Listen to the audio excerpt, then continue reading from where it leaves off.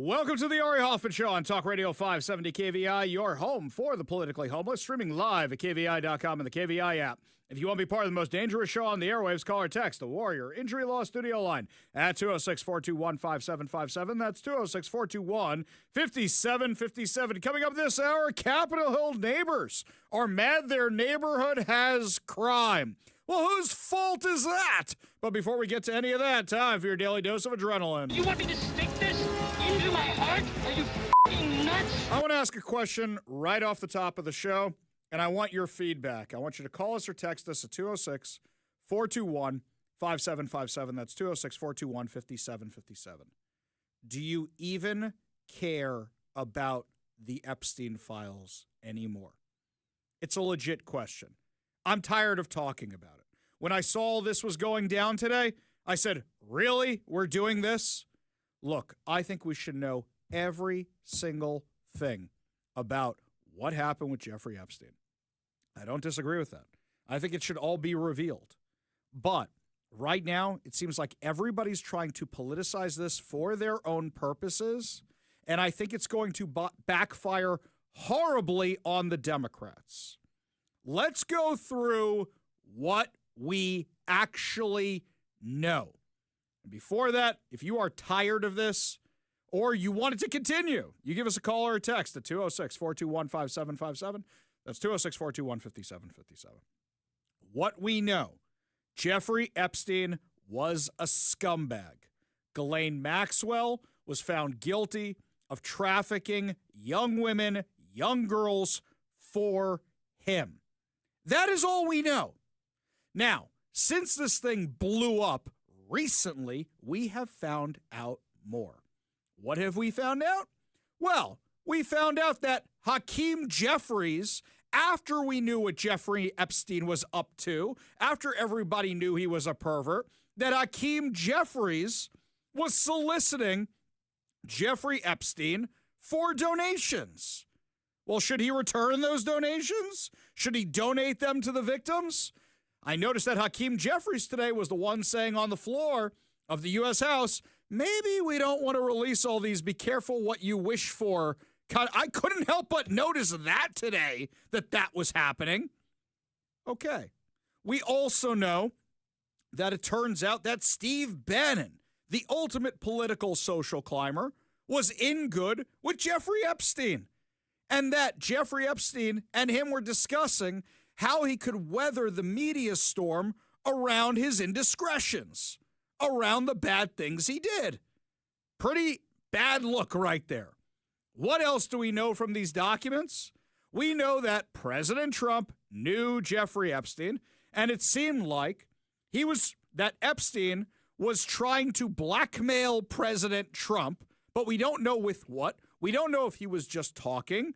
And I will submit that if the Democrats actually had dirt on President Trump that they had in the Epstein files, they would have revealed it sometime when Barack Obama was there, sometime when maybe, I don't know, Joe Biden was there. Biden. But no. Obama. Exactly. They didn't do any of that. I will stipulate that what I think is happening right now is the Democrats think we don't have a Russia anymore, so we're going to do this instead. That's all I can think of at this point. I see no other reason for that. And this seems like the ultimate bluff. Well, we don't know what's in these files, or we do know what's in these files, but either way, let's expose them. And let's just use them to get Trump. Was there anything in Russia? Was there anything in any of these other scandals they tried to throw at President Trump? No, of course not. Why are they bringing them up now? Because they think this is how we finally get moose and squirrel. That's what they're thinking right now. This is it. We got him this time. It doesn't seem like it's working out that way. We know that President Trump kicked Jeffrey Epstein out of Mar-a-Lago. We know that the FBI had a discussion with President Trump where he may have even spilled the beans on Jeffrey Epstein. Or it's the kind of situation where you go, well, I knew the guy was a scumbag. I didn't know he was that big of a scumbag. Let me tell you everything I know. So Chuck Schumer gets asked about this yesterday. Chuck Schumer.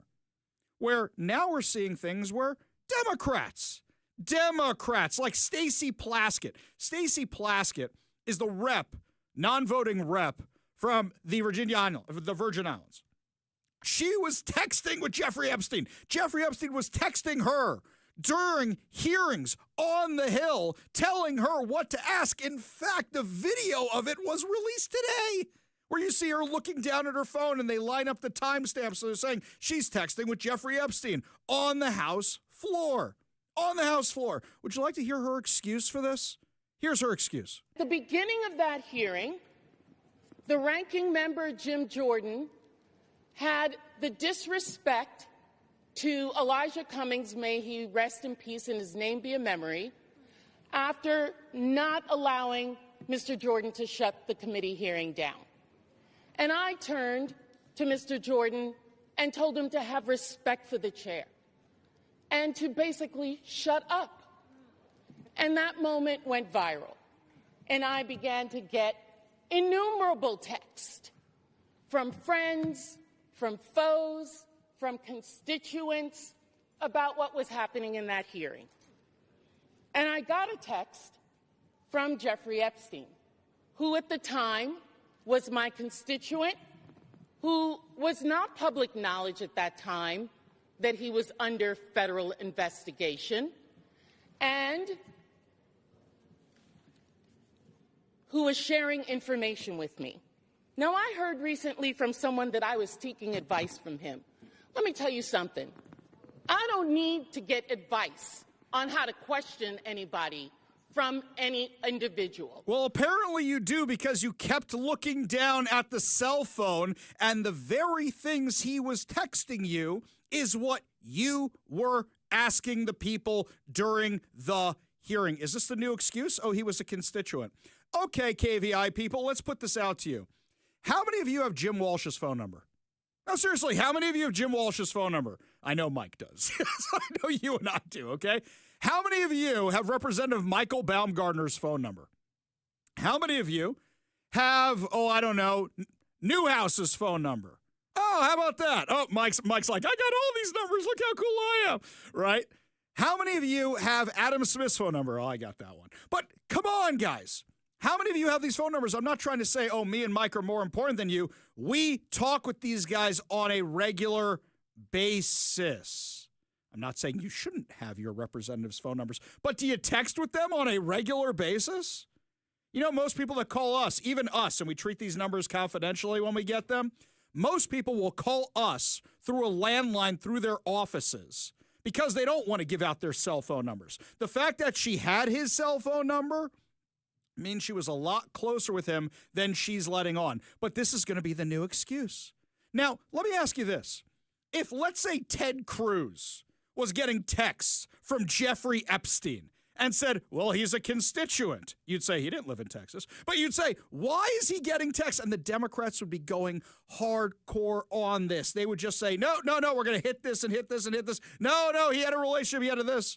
No, but this is the new excuse they're going to use. Here's Jimmy Raskin. Well, they want to give them another headline, which is that they've arraigned a Democratic member for taking a phone call from her constituent, Jeffrey Epstein, in the middle of a hearing. And, of course, I don't think there's any rule here against taking phone calls in a hearing. Okay, let's do this right now.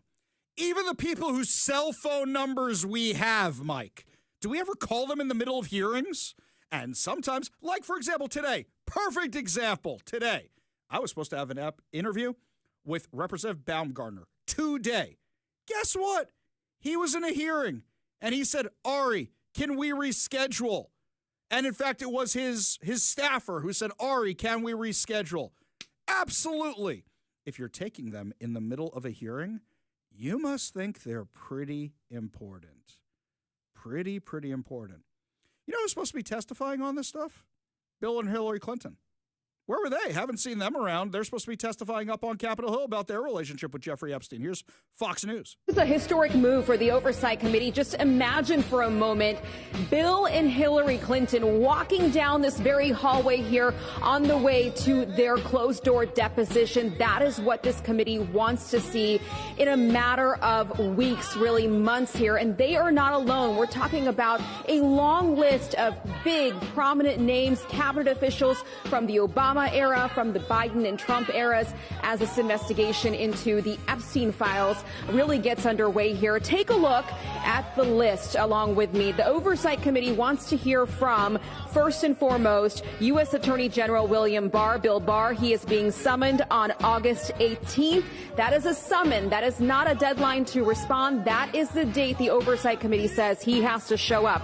And then there's U.S. Attorney General Alberto Gonzales, former U.S. Attorney General Jeff Sessions, former FBI Director Robert Mueller, former U.S. Attorney General Loretta Lynch, former U.S. Attorney General Eric Holder, former U.S. Attorney General Merrick Garland, former FBI Director James Comey, former Secretary of State Clinton, and, of course, former President Bill Clinton.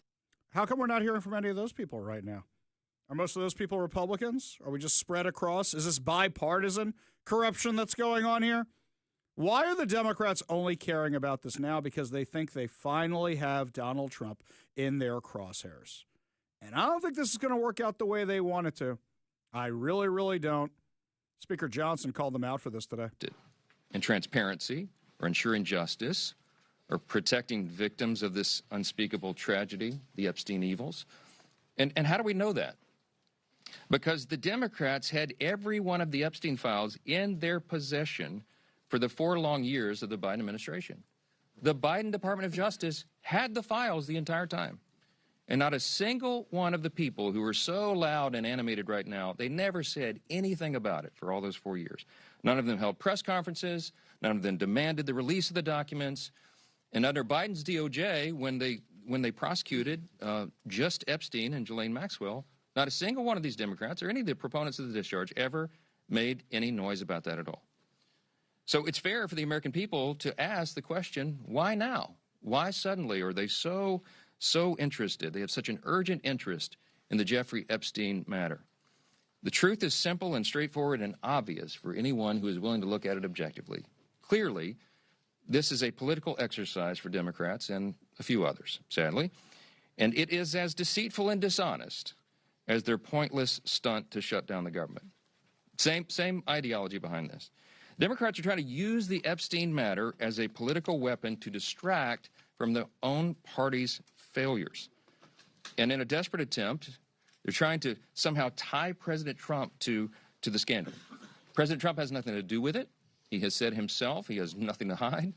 And that's clearly what they've been trying to do. They're trying to attack President Trump. This is what they've done. They weaponized the justice system over the last several years to go after him, and this is their latest attempt.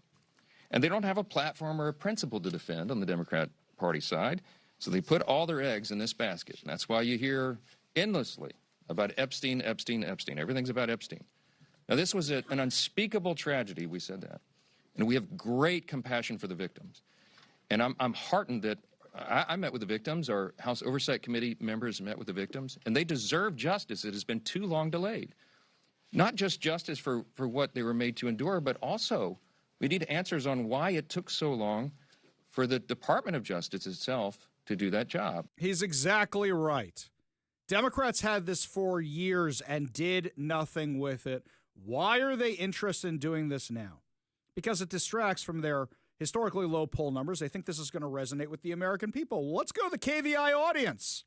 Let's see what you guys have to say. Matthew in Auburn says yes on Epstein. He wants to see what's going on. Mel and Roy says heck no. Jeff and Kent says didn't care then, don't care now. This is another one. Dennis, I'm done with the Epstein files. The past is the past. Let's move on. This one from the 253. Don't care about the Epstein files. This one here from, let's see which one we got here. Paul in North Seattle. Nobody's going to jail. There's no story. Rich people did wrong things, as they always have and always will. No consequences will arise from this non-story that has you not talking about immigration. I talk about immigration all the time, okay. This one here from Dan Smith. The Epstein files are Democrat kabuki theater.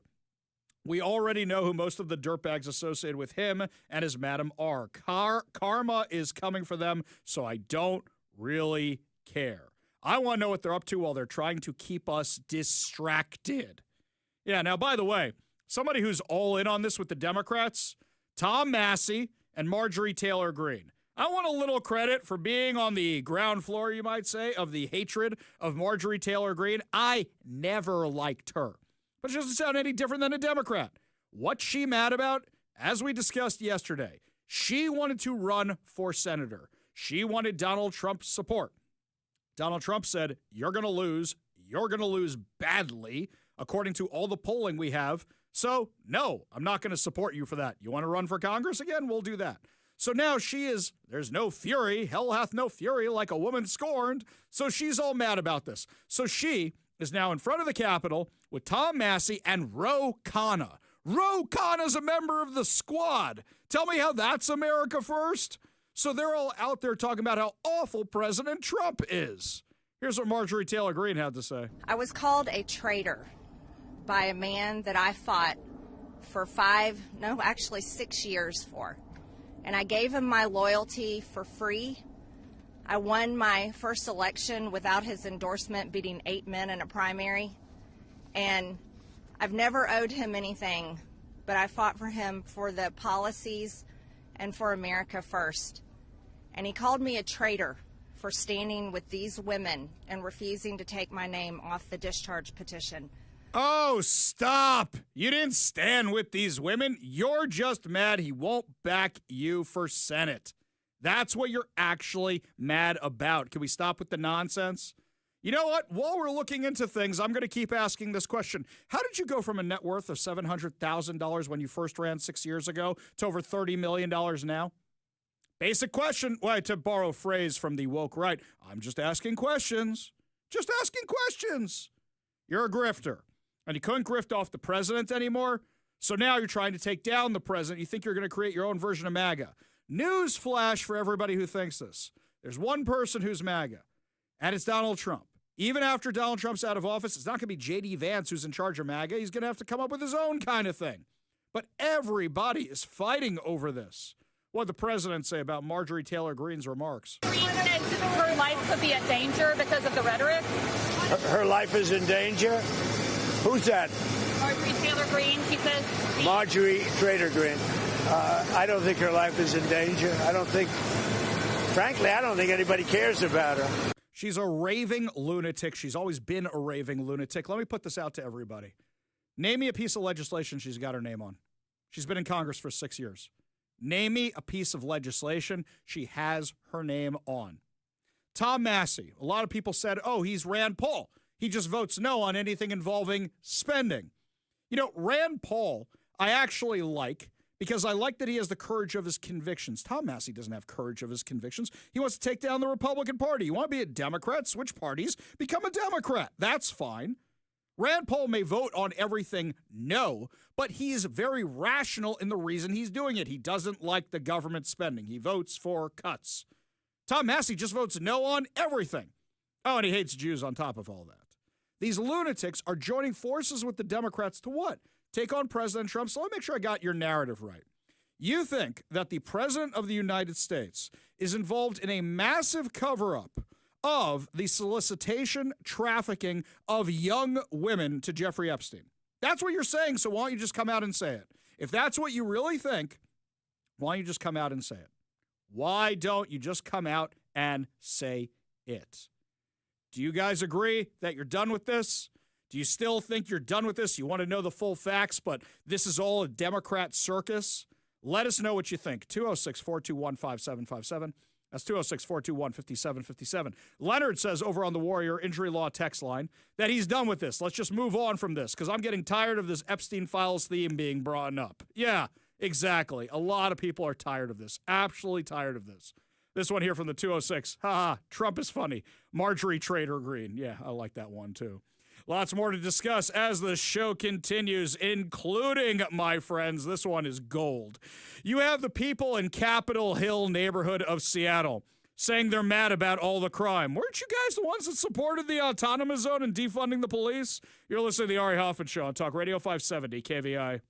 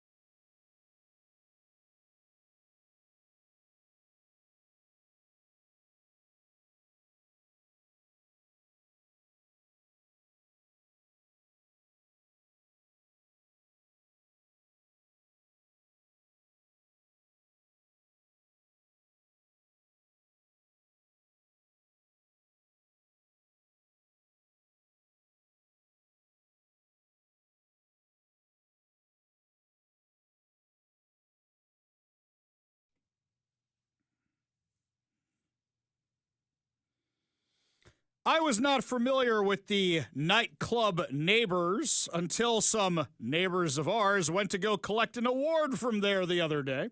Our friends from Northwest News Radio and Young Zach went to get an award that we won, and the award ceremony was held at Neighbors Nightclub in Capitol Hill, which is a gay bar. So some guy apparently tried to burn this place down, and the guy who tried to burn it down has now been arrested for arson multiple times in recent years and is back behind bars. According to Como News, prosecutors charged David Tate Jr.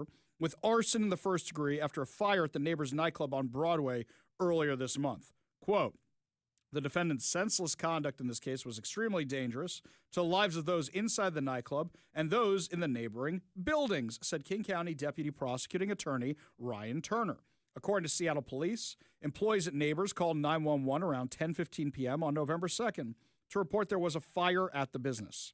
Surveillance videos from the nightclub showed a male in a hoodie approaching the entrance to the nightclub, lighting a fire at an alcove that was decorated for Halloween. The fire triggered the club's fire alarms. Firefighters responded, extinguished the fire before it spread to the rest of the building. About 30 minutes later, police responded to a report of a person lighting fires about a block away on 11th Avenue. A bystander flagged down a Seattle police officer and reported someone had just lit a fire under a pickup truck. Police located the suspect in the area, detained him because he matched the description of the suspect from the fire at Neighbors. During a search, police found a large can of butane in his pants pocket and a lighter. How big were those pants? Officers also discovered that he had an active warrant for a prior felony case of reckless burning. Now, here's the thing. You notice that it's a gay club, and yet there's no hate crime additions to this, because this guy's just a firebug. He'll go lighting anything on fire. Court records showed he has been charged in connection with arson and reckless burning for years. In October, he was arrested for allegedly starting a fire at the Pitts Campbell Apartments in Seattle's Yesler Terrace. This is a guy who's been arrested many times for lighting things on fire. Now, this is just a symptom of the neighborhood, because we are now finding out that according to Como News, in a packed Capitol Hill brewery, business owners, landlords, and neighbors gathered Monday night to voice concerns about crime in the area. The meeting, hosted by an LGBTQ Chamber of Commerce, highlighted recent incidents, including 2 shootings near East Pike Street and Broadway last month.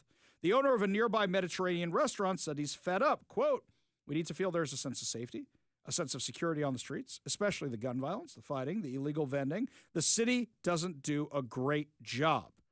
Jackie Kent, reporter for Como News, asked if it was bad enough, would you consider moving your business? He said, yes, it's really bad. How did the Capitol Hill neighborhood get this bad?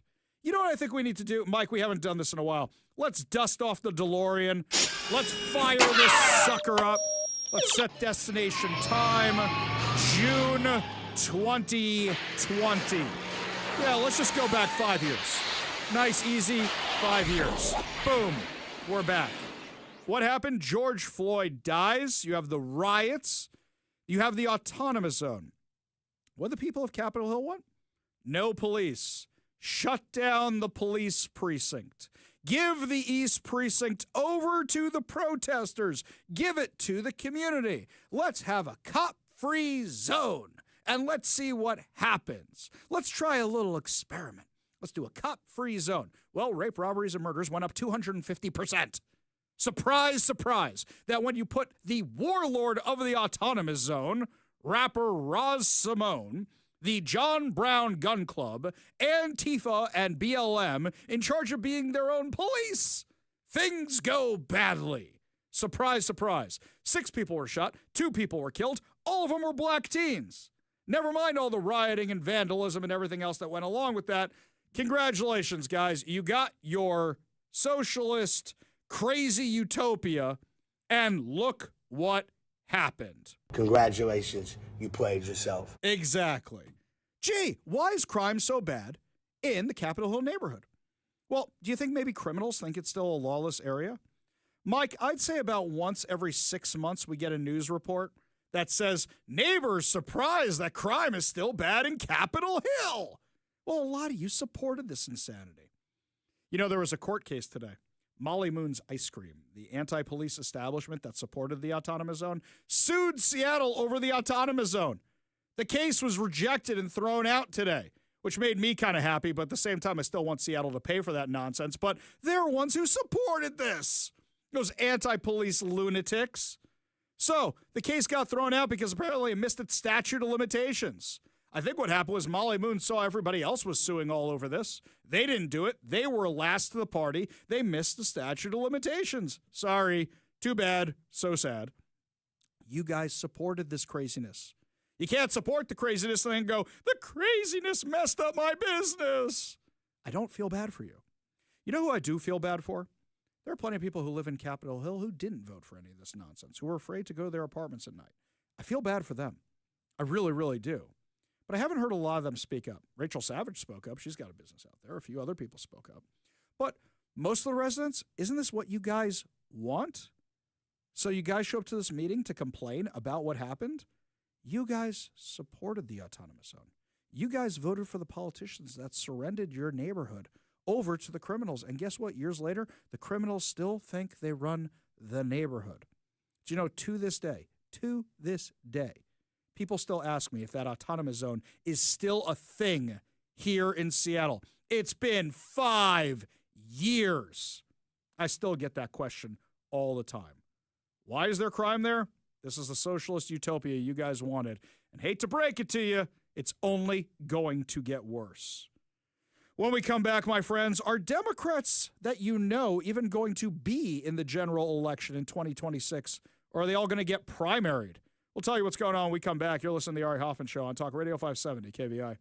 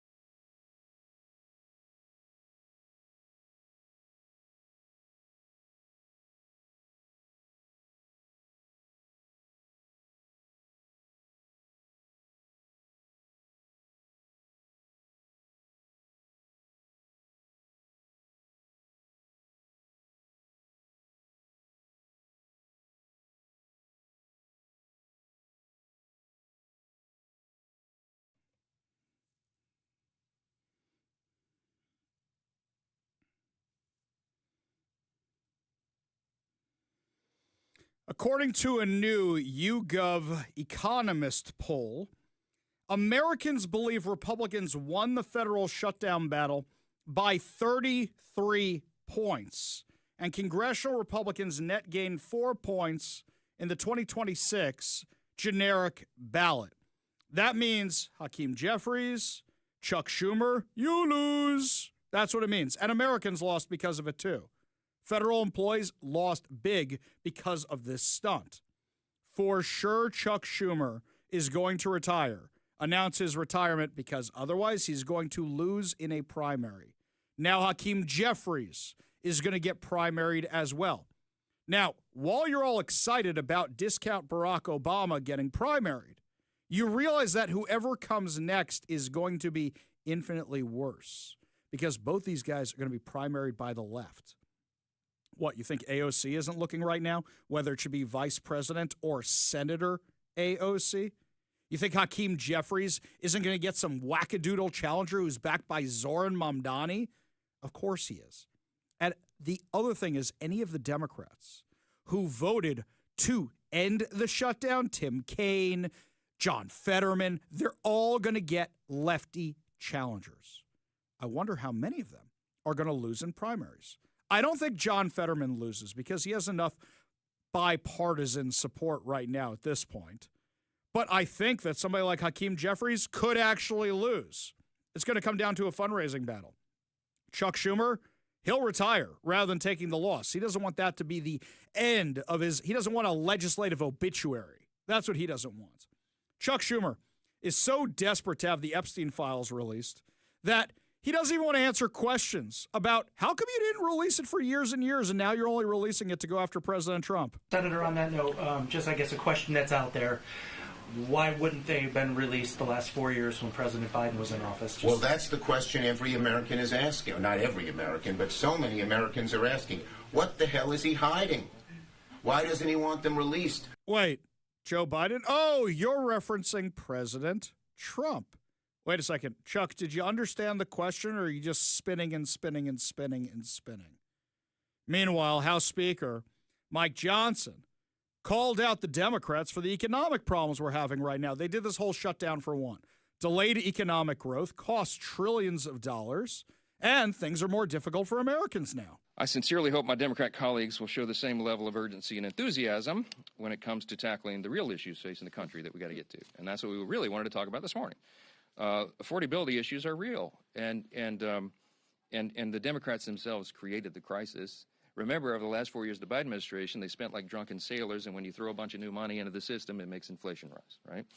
Republicans are ready and eager to continue our work to clean up the mess that the Democrats made. We've been doing that already, and we're going to continue to do it. Right. I didn't see the Democrats having such urgency to reopen the government or find all the missing kids that the Biden administration lost. Don't see them urgent about that. But the Epstein files, let's get those. Dave from Sierra Nevada says over on the Warrior Injury Law text line, I'm enjoying the Epstein file saga because it further exposes the desperation and lack of any value of the present Democratic Party.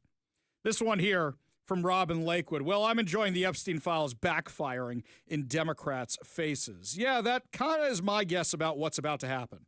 Have I read all of them yet? No, it's 30,000 pages that were released over the weekend. Sorry I didn't have a chance to read all of them yet. You know what I should do, Mike? I should just take all of them, dump them into ChatGPT, and say, how is this bad for Democrats? Just watch what it spits out afterwards. I got time to read through 20,000 files of this. I'm going to have to eventually, though. So right now, the House passed the bill. The Senate passed the bill. It's going to President Trump's desk. He is expected to sign this thing, which means they're going to release whatever they can. But you do realize that a court can still stop this. Here's something else you need to realize. And Alan Dershowitz knows this firsthand. Just because your name is in them doesn't mean you did anything wrong.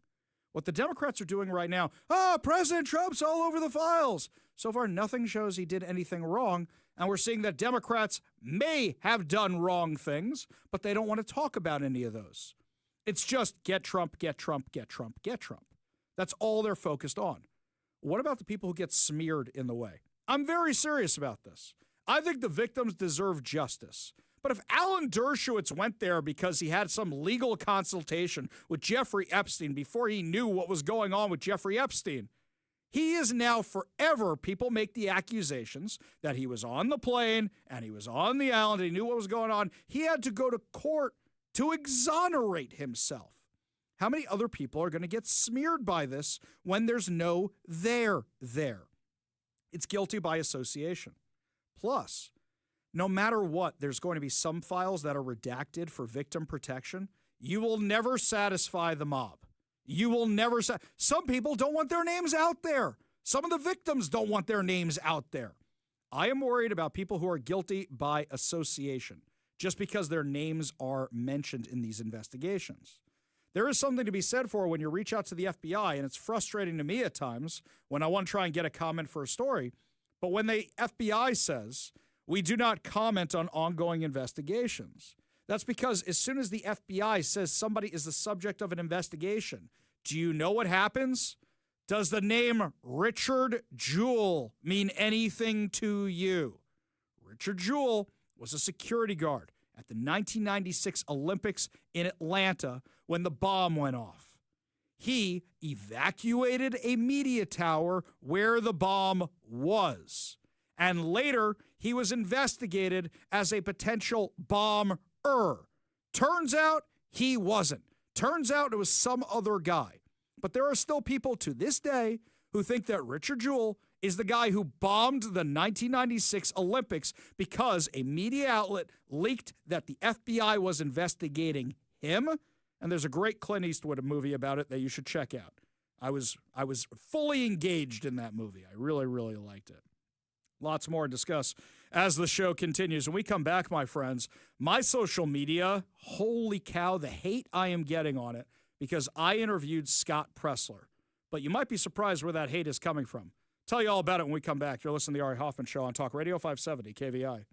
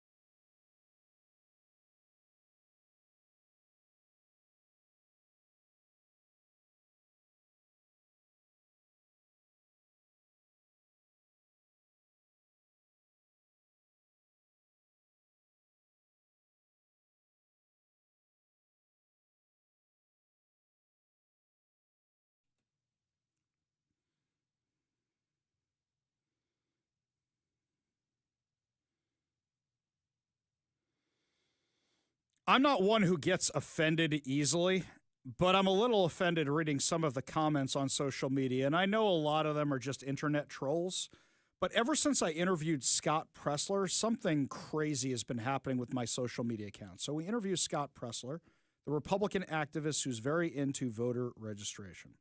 And he's been in Washington. He's on a tour. He's having a lot of success with the Washington State GOP getting signatures and our friends over at Let's Go Washington getting signatures. And he's had hundreds of people turn up at multiple events so they can sign these initiatives. The GOP one for voter ID, the Let's Go Washington initiatives, the ones to guarantee parental rights so that you know what your kid's learning at school, so you know what they're calling your kid in school, so you know what's going on with your kid in school, and the one to keep boys out of girls' sports. And the left that calls itself oh so progressive, every comment that's negative on these posts I've put up, I can't read them on air. I cannot read them on air because some of them are just that filthy. Attacking Scott Pressler's sexuality just because he's gay. What's fascinating is the comments follow a similar thread. They don't like me because I'm Jewish, and they don't like Scott because he's gay. And these are the comments on my interview with Scott Pressler. And it's not one post, because what did we do? I put up an article at kvi.com. If you didn't hear the interview yesterday, the full interview's there, plus the story about how certain people in Gig Harbor tried to shut down the event we had this weekend. I also took little pieces of the interview and put a few of them up. I think, let's see, across platforms on Twitter, there were, so on Twitter, Facebook, and Instagram, there were, I'd say, 4 posts on each platform, each one of these interviews. Every single one of them has the stuff on it. Every single one of them. I thought the left was supposed to be the tolerant ones. I thought the left were supposed to be the progressive ones. The vileness, the filthiness of what is being written there, it shows you who the left truly is. It really, really does at this point. In addition to that, it also shows you who the woke right is. Some of those comments are not just coming from the left. Some of those comments are coming from the right, which proves what I say about horseshoe theory. The far left and the far right have more in common with each other than they do with the center. It's vile. It's reprehensible. And I'm having a harder and harder time telling the difference between the far right and the far left, because it seems like they hate anybody who's not them, regardless of who it is. Something else, I've been having a little bit too much fun with memes, so much so that now I'm getting fact-checked by social media about some of the memes I put up. But I've been having meme fun with Katie Wilson. And I've been using some of the Democrats' own talking points against them about equity and equality, and watching the left lose their minds over those terms. Watching them absolutely lose it. Oh, now you care about this stuff? Like, they don't get the joke. They're not in on the joke that it's making fun of them. They just don't get it. What I'm seeing on social media, and it's not bots, it's actual people. These are real people. You can tell the difference these days very easily. It is truly reprehensible. So the left likes to think it's oh so morally superior. It's oh so virtuous. I'm seeing the stuff you're saying online. I'm seeing who you follow on social media. When it boils down to it, this DEI nonsense, it's discriminatory. It says, here's how we're different, not here's how we're the same. I do not care what you do in your bedroom. That is not my business. I start caring about stuff when you try to indoctrinate kids using taxpayer money. That's when I care about it. I do not care what your religion is. I care when your religion wants to kill people of my religion. That's when I care about these things. And yet, you see people have become totally unhinged over this. What, your word Scott Pressler might be successful, so you decide to do a little bit of gay bashing? It's beyond crazy, the stuff I am seeing on my social media accounts. I know it's nobody in this audience. This audience is more evolved than that. But seeing the stuff that's being written really shows you how the left and the woke right think. And it's truly reprehensible. We go to the Warrior Injury Law studio line, take a call from our frenemy, Bennett the Protester. Bennett, what's up, man? Oh, speaking of not getting the joke, so I can't believe I'm in a dad joke war by proxy with your kid, but I have another punchline to the joke they told you. What's a pedophile's favorite kind of shoe? We did this one on Friday, dude. Nike Air Maxwell. Okay, that wasn't good. I thought it was going to be white vans. What's on your mind? What did you actually call about, Well, I Bennett? know that was your punchline. I was Okay. trying to beat it. Okay, so you see, there's a new article about thing that happened with the Let's Go Washington signature gathering for the initiative thing at Gig Harbor. No. Now, What article? Okay. Yeah, so they talked to the guy who got the Let's Go Washington guy, grabbed him by the shoulder and pushed him out of the building.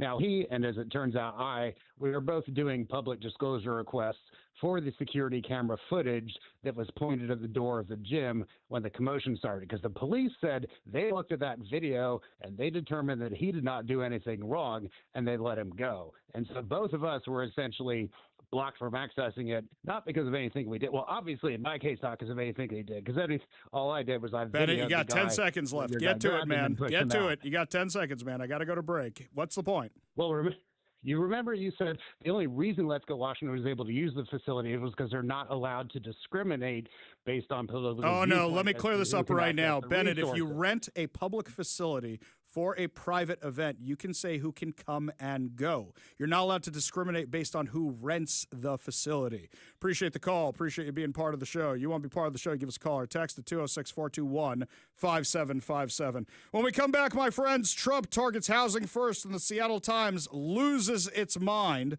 Tell you what's going on when we come back. You're listening to the Ari Hoffman Show on Talk Radio 570 KVI.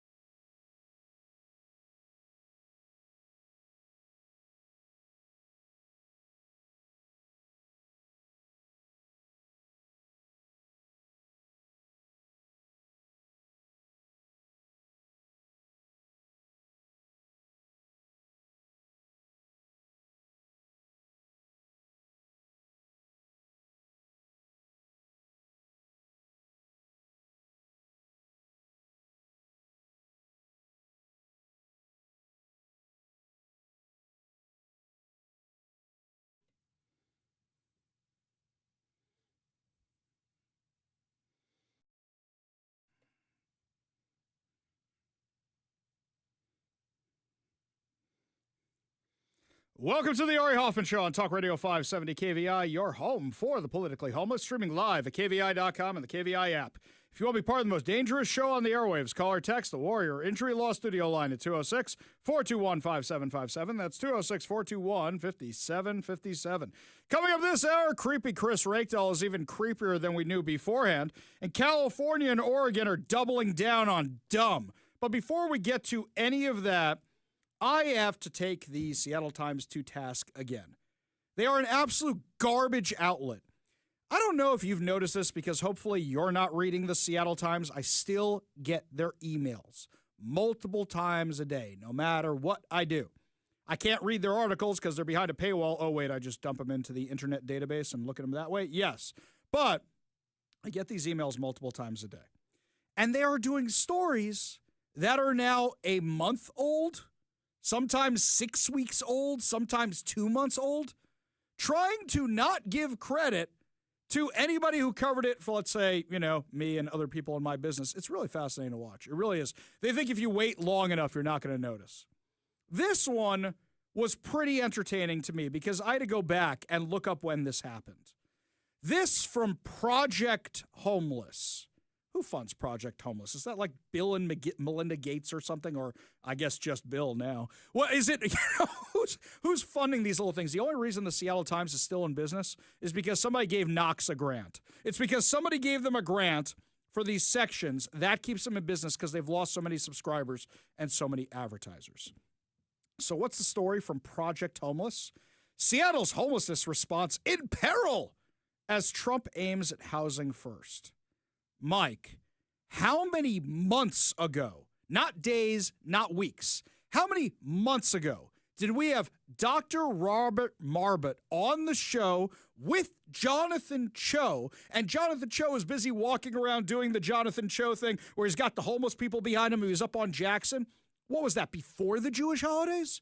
What are we looking at? August, I think? August, September, October, November.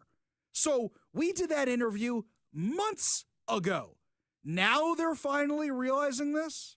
Now they're finally coming up with all this? That shows you how effective the Seattle Times is. That shows you how good their Project Homelessness is. So I'm going to read this from the Seattle Times article to show you how screwed up their thinking is and how wrong they are, and why, if you haven't canceled your subscription already, you should do it. New federal restrictions under the Trump administration could put $41 million in homelessness funding for King County and Seattle at risk, jeopardizing housing for hundreds of households across the region. Stop right there. The money that is going right now is more good money after bad and has not been effective so far. Sorry, people who are formerly of The Stranger, who now work at the Seattle Times. Just throwing money at a problem does not solve it. On Thursday, the Trump administration announced, okay, this was like the follow-up to the follow-up to the follow-up to the follow-up to the follow-up announcement about this. We did this ages ago, that it would shift money away from data-backed long-term housing strategies and toward short-term program with high barriers, such as requirement that people work, stay sober, and accept mental health or addiction treatment. No, wait. Hang on. What you're telling me is the Trump administration is saying no more low-barrier shelters or encampments where anybody who's got a drug problem, a felony record, isn't even a citizen of this country, can come in and the city's going to pay for them? Oh no, the horror, the absolute horror. You mean that if you want somebody to be in your taxpayer-funded facility, you want to make sure they actually are getting drug treatment? You want to make sure that they are actually getting mental health treatment? This is what I voted for. Guys, I already voted for him. You can't encourage me to vote for him again. I'm supportive of all of this. That would cut funding for housing for homeless people by about 2/3. Stop. What's the first thing I notice about that? 2/3. Isn't that like 70-ish%? About something like that? That's funny. I seem to remember Bruce Harrell saying something about that. Now, make no mistake about this. When I said 70% of the people in Seattle who are unhoused are not coming from the city. They're coming from elsewhere. I've been working on these issues. My wife, too, is former CEO of United Way in Health and Human Services space. We've been working on this issue a long time. Well, aside from Bruce Harrell sucking at these issues and working on it for a long time and only making it worse, that would cut funding for about 2/3 of the homeless people in Seattle. Do you think maybe because we've given them so much money and free drugs and free places to live and free cell phones and food vouchers and anything else they wanted, do you think maybe that's encouraging them to cut? No, really? That would cut funding for housing for homeless people by about 2/3 and jeopardize housing for 170,000 formerly homeless people nationwide. Well, I think your first problem, Seattle Times, is you're still calling them homeless. They're not homeless. The numbers here in Seattle, in King County, in Washington State are very, very clear. We have gone through these numbers many, many times. And I take you back to as early as 2018, 2019. When King County, when Seattle, when Washington were suing Purdue Pharma and all the other big pharma companies, claiming that the opioid addiction was caused by Big Pharma, they said over 80% of the people on the streets in our area were suffering from a substance abuse issue. That was back in 2018 and 2019. You think it's gotten better since then? Perhaps we should start by calling this what it is. A taxpayer-funded, a taxpayer-fueled drug crisis. Because that's what it is. That's what it is. Found out, Sarah Nelson, by the way, just took a step with the Seattle City Council, and most of them voted for it, by the way, to make sure that we're not giving out drug paraphernalia to drug addicts anymore. Wish she had done that 4 years ago. She might still have a job. Little too little, little too late. We'll have more on that vote for you tomorrow. I got to go pull some audio tonight. But what you're telling me right now is that 170,000 people across the country may lose funding because of this. Oh, wait, that's not what they're actually saying. Let's go back and be clear about this. The Trump administration announced it would shift money away from data-backed long-term housing strategies and toward short-term programs with high barriers, such as requirements that people work, stay sober, and accept mental health or addiction treatment. Let's go back to the headline, right at the top here. Let's go back to the headline. Scroll up. Seattle's homelessness response in peril as Trump aims at housing first. I'm only 3 paragraphs into this thing, and we've already exposed how dishonest it is.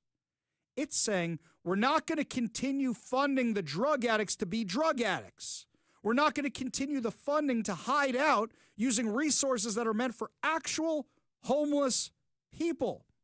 It says, you want to come to one of our facilities? You need to get a job. You need to get in treatment. That's what the cost is. It is free to you. But we are asking for a little personal responsibility if you want all this money from the taxpayers. Wait. Hang on. Isn't it the left that's always saying, oh, well, it's because housing is so unaffordable. Any of us are just one paycheck away from becoming homeless. Well, then you should be happy because the money's not going to go to the drug addicts anymore. The money's going to go to those people who actually need it. You should be happy that the drug addicts are actually going to get treatment. You should be happy that criminals cannot abuse the system and use the money that was set aside by taxpayers to actually help the homeless, to actually help the drug addicts, rather than fueling their habits. If this actually works and goes through, or you know what, better yet, let's not say if it works or not. If this thing actually happens, which is what the Trump administration is trying to do, and actually I reached out to the Department of Housing and Urban Development. I want to get the Secretary, Scott Turner, on the phone. I haven't spoken to him in a long time since I was at the White House. I want to talk to him about this specifically because at the White House, I remember asking him, when's the cavalry coming? and the cavalry is here now. So I want to get him on the phone and talk to him and say thank you. But if Seattle makes these cuts and doesn't decide to tax us to replace this lost revenue, you know what you'll see? One, you'll see a mass exodus of homeless people. That's number one. That is what you are going to see. Two, you might actually see the drug addicts on the street getting treatment, getting better. Three, you might see less tent encampments. This is all good stuff. This is what I voted for. But that's not what the socialist crazies want. You got people like our new mayor-elect Katie Wilson who want things to get infinitely worse. No personal responsibility. Government's going to take care of everything for you, cradle to grave. And we don't care that you don't have a job, and we don't care that you're a drug addict. In fact, there's organizations around here who supported Katie Wilson who want you to live a functional life as a drug addict. And I don't mean one who's had treatment. I mean a functional drug addict. So what's wrong with this? What's really wrong with this? Might be cutting off Homeless Inc. You know, Mike, I think I realized I have to do a little something. I need to do a deep dive if I can get the records, but Seattle Times is a private corporation. I don't know if I'm going to get them. Who's funding Project Homeless? If anybody from Homeless Inc. is funding Project Homeless, then that could explain why the Seattle Times is so biased for the failed housing first model. It used to be the Seattle Times had a shred of integrity back when you had a whole bunch of lefty Looney Tune council members who wanted to put homeless people in city parks. And you got to give credit where credit is due. Back in 2018, the Seattle Times actually pushed back on that. I haven't seen any integrity from the Seattle Times in a really, really long time. So the model has been criticized for years by conservatives, according to the Seattle Times, who say people cannot afford rent on their own, should agree to certain parameters before receiving government housing assistance. What's the problem? What is the problem here? The Trump administration has loudly carried that banner. The policy change could severely impact Seattle and King County because they built their homeless response system around a model called Housing First, a philosophy rooted in evidence. Stop. Show me the evidence. Show me the evidence, because I'll show you the streets of Seattle. How is it that you think this model is successful and you have only exponentially grown the homeless population the more money you have invested in Homeless Inc. in the failed Housing First model? Show me the evidence. In fact, who wrote this stupid article? Who wrote this? Alexis Wysend. We're going to reach out and ask her for these models. You know what you normally find? They're written by Homeless Inc. We're successful. Anybody walking the streets of Seattle can tell you they're not successful. You know, the U.S. Treasurer is in town. He was in town working with the Native American populations on some things, and he joined us in the studio earlier today. We're going to have that interview for you later. You know, when I was talking to him and his staffer, he said the same thing that my parents say when they come to town. I haven't been in Seattle in a long time, and I can't believe how bad it's gotten. I can't believe the people doing drugs on the streets. I can't believe what I'm saying or seeing around here. Because that's what everybody says. That's what everybody says. You cannot prove to me that the Housing First model works at all, because it doesn't. There is no evidence to back this up. And if there is evidence, quote unquote, using the giant air quotes, if you're watching the live stream right now, I want to see it, because I bet you I can debunk it in less than 10 minutes. I bet you I can. U.S. Housing and Urban Development Secretary Scott Turner said in a news release about the funding changes that such programs incentivize never-ending government dependency. Exactly right. But staff of Seattle homeless programs argue their rates of keeping people from re-entering homelessness and improving their physical and behavioral health show people are more likely to solve their issues while living in stable housing, not on the street. Really? Look at the streets. Why is nobody in stable housing? I don't see people in stable housing. I see people in tents. I see people in RVs. And it's the same people. It's the same RVs. The new criteria will run counter to well-established HUD precedent and practice, Kate Jacobs, a spokesman for Seattle Mayor Bruce Harrell, said in a statement. Hey, Bruce, you want to know why you lost this election? Because from day one, you should have ordered an audit of Homeless Inc. And then, when you were leaving office, when you announced your concession to Katie Wilson, you said they are going to throw another $1 billion. Billion with a B, after the last $1 billion you spent on homelessness. So what, things can only get worse? Well, bravo. Really, just bravo. We're listening to Bruce Harrell on this, the guy who said that 70% of the homeless people aren't from here, the guy who said him and his wife have been working on this for years, and it's only been a colossal failure. They say the new funding policies pose an immediate threat to many King County's local programs. Good. According to an October 28th memo from the King County Regional Homeless Authority. Oh, are you kidding me? The organization that's up to its eyeballs in failure and corruption and scandal. The one that you've had Seattle and King County talking about shutting down. Oh, they're going to lose their funding. Oh, whatever are we going to do? Good. Good. Seattle and King County's homelessness system receives about $65 million every year from the continuum of care the program HUD uses to distribute federal funds for homelessness. The region could lose $23 million for housing that comes for social services, $13 million for subsidies up to a year to keep people who are on the brink or have recently entered homelessness and housing while they stabilize their finances, and potentially $5 million for similar programs. Wait. People who need to stabilize their finances. So forcing them to get a job is a bad thing? And for those of you who say, well, what if they can't work? What if they're disabled? There are other programs for that. We have lots of social programs. Unfortunately, they're all being abused by drug addicts, people with mental health issues, and criminals, and people who want to live off the grid. This is the easiest thing to solve. How about we try a little experiment? Try a little experiment. We did it your way for the last 20 years. We did it your way. How about you do it my way for 1 year where you don't fund these programs and you see what happens? How about you just do it my way for 1 year? That is all I'm asking. It's like what we saw in Washington, D.C. People said, oh, police doesn't work and National Guard doesn't work and enforcing the law doesn't work. Washington, D.C. is pretty safe right now. Maybe we should try that in other blue cities, in other blue states, and you might see that I am right. Let's do a little experiment right here in Seattle. Cut off the funding for all the drug paraphernalia. See how quickly those addicts stick around. Maybe, just maybe, cut off funding for all low-barrier encampments because they don't actually work. And say, if you want to be in these encampments, you got to get clean, you got to get a job, you got to go to mental health, or you got to go to jail. Is it really that hard? I bet you that if we put my model up against the Housing First model, which is a failure, a proven, documented failure, I'm going to win. Let me know what you think. 206-421-5757. That's 206-421-5757. When we come back, my friends, we'll take some of your calls. Plus, creepy Chris Rakedahl proves why he's even creepier than we thought he was before. We'll tell you what's going on when we come back. You're listening to the Ari Hoffman Show on Talk Radio 570 KVI.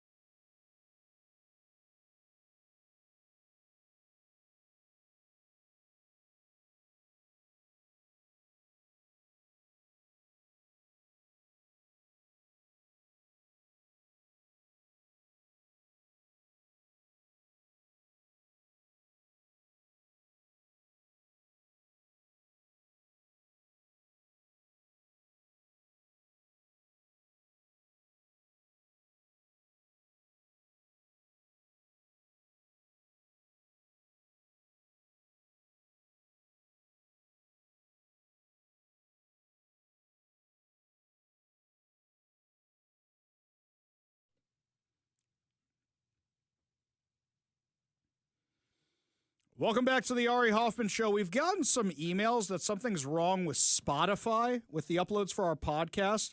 That's yet another reason why you should download the KVI app, so that way you can listen to us anytime, anywhere. Make sure you download the KVI app.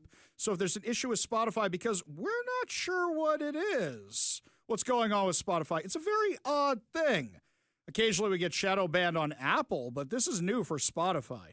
Mike looks like he wants to weigh in on this. Well, you can always go to the website kvi.com because that's where I load the files to. So if you want to go back to the original source, it's on the website, which feeds into the app. So exactly. Either way, like I use Spotify. I've been running into some weird problems with that as well. I know we've run into some problems with Apple. So yeah, download the app and go to the website so you get the straight stuff straight from us and you don't have to worry about third-party shenanigans. Exactly. Something else, by the way, I was trying to listen to Spotify last night. The whole app, it's had a bug in it. It crashed, had to delete it, reinstall it. It's still not working right.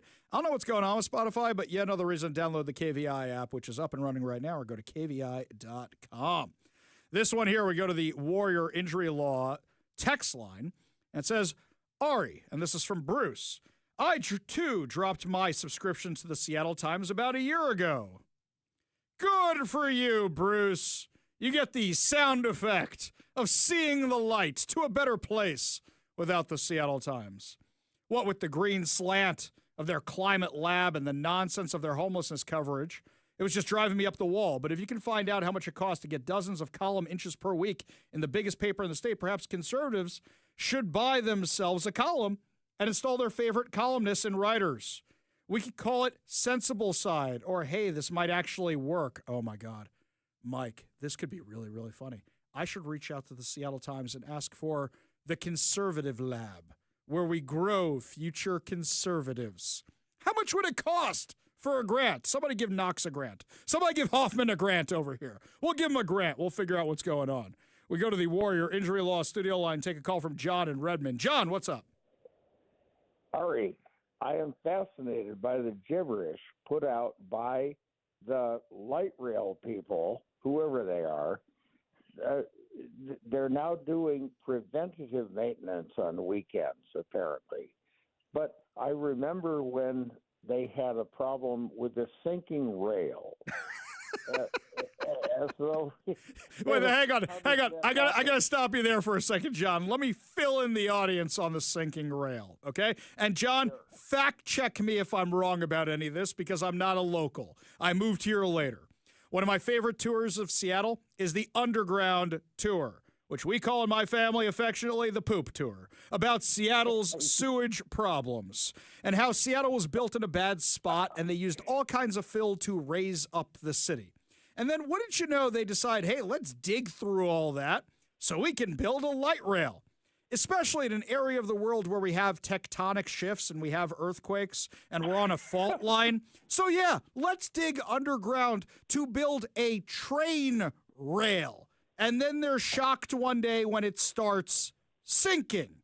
Also, they didn't do the math of how many people would be on those train cars, because I don't know if you remember, after the sinking, they had the issue where there were too many people on the trains and the cables were separating, so they were breaking down after Seahawks games.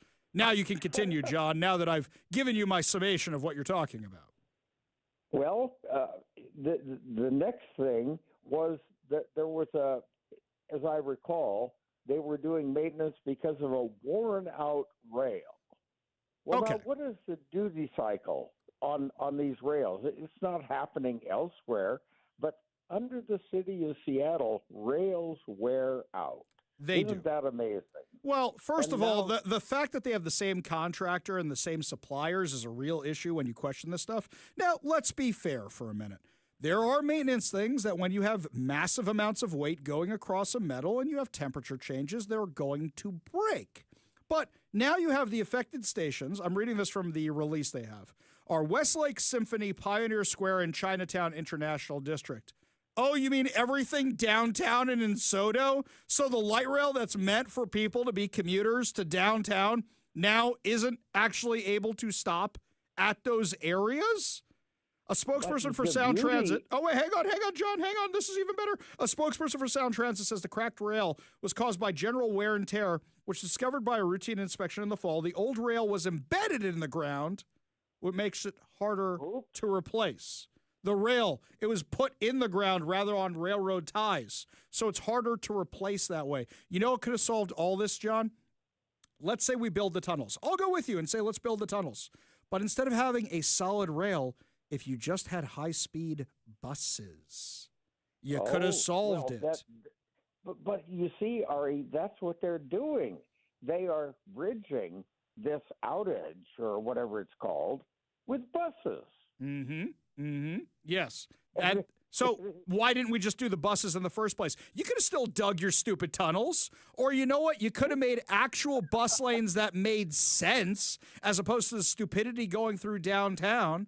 And I question why you need these stupid bus lanes when I never see any buses in them. All I see is people doing the fentanyl fold waiting at these bus stops. Can you tell I have a bone to pick with our mass transit? You know, Katie Wilson wanted to do Zoran Mamdani's free transit for everybody, but it's already free. It's already free. Nobody pays for this stupidity except for you and me who are driving in our cars. Right, John? Thank you, Ari. Brilliant analysis, as usual. I'm glad you enjoy that with a smile on your face, because I'm about to throw a computer screen through my studio window in absolute frustration at Sound Transit. Well, I'm about to throw up. I don't write it, but I pay for it. Yes, exactly right. Exactly right. John, appreciate the call. Appreciate you having a good sense of humor. You want to be part of the show, you give us a call or text at 206-421-5757. That's 206-421-5757. Yeah, if you're as frustrated with Sound Transit as we are, you can always give us a call or a text. We love hearing about Sound Transit. We love bashing Sound Transit.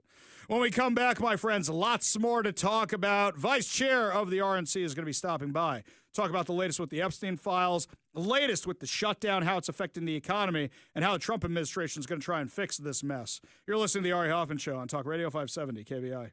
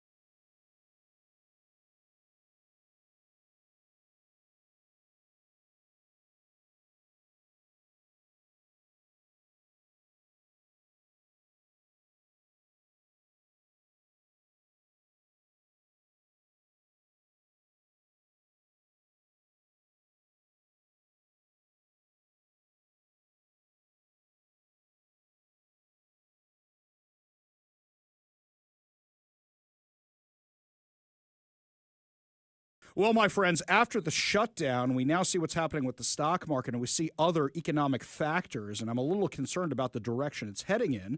So, to talk to us and tell us exactly what's going on is the co-chair of the Republican National Committee, Casey Crosby. Thank you so much for joining us today. Hey, thanks for having me. Such a pleasure. Now, thanks to Schumer and the Democrats, the Schumer shutdown, we now see that a whole bunch of money is missing from the economy when we're trying to have an economic comeback from the Democrats' disaster. What are you guys seeing? Yeah, I mean, the Democrats totally own this shutdown. I mean, 43 days they kept the government shut down. It was the longest. It's been the most damaging shutdown. And you know what is most amazing to me? It's almost unbelievable that the Democrats wish that it would have lasted longer. You have them coming out publicly saying that we should have gone through Thanksgiving. And meanwhile, Americans weren't getting paychecks and benefits. And they utilized and used hardworking Americans right before the holidays. And they're showing absolutely no remorse for their actions. It's simply amazing to me. They put families at risk just to push their radical agenda. It's shameful.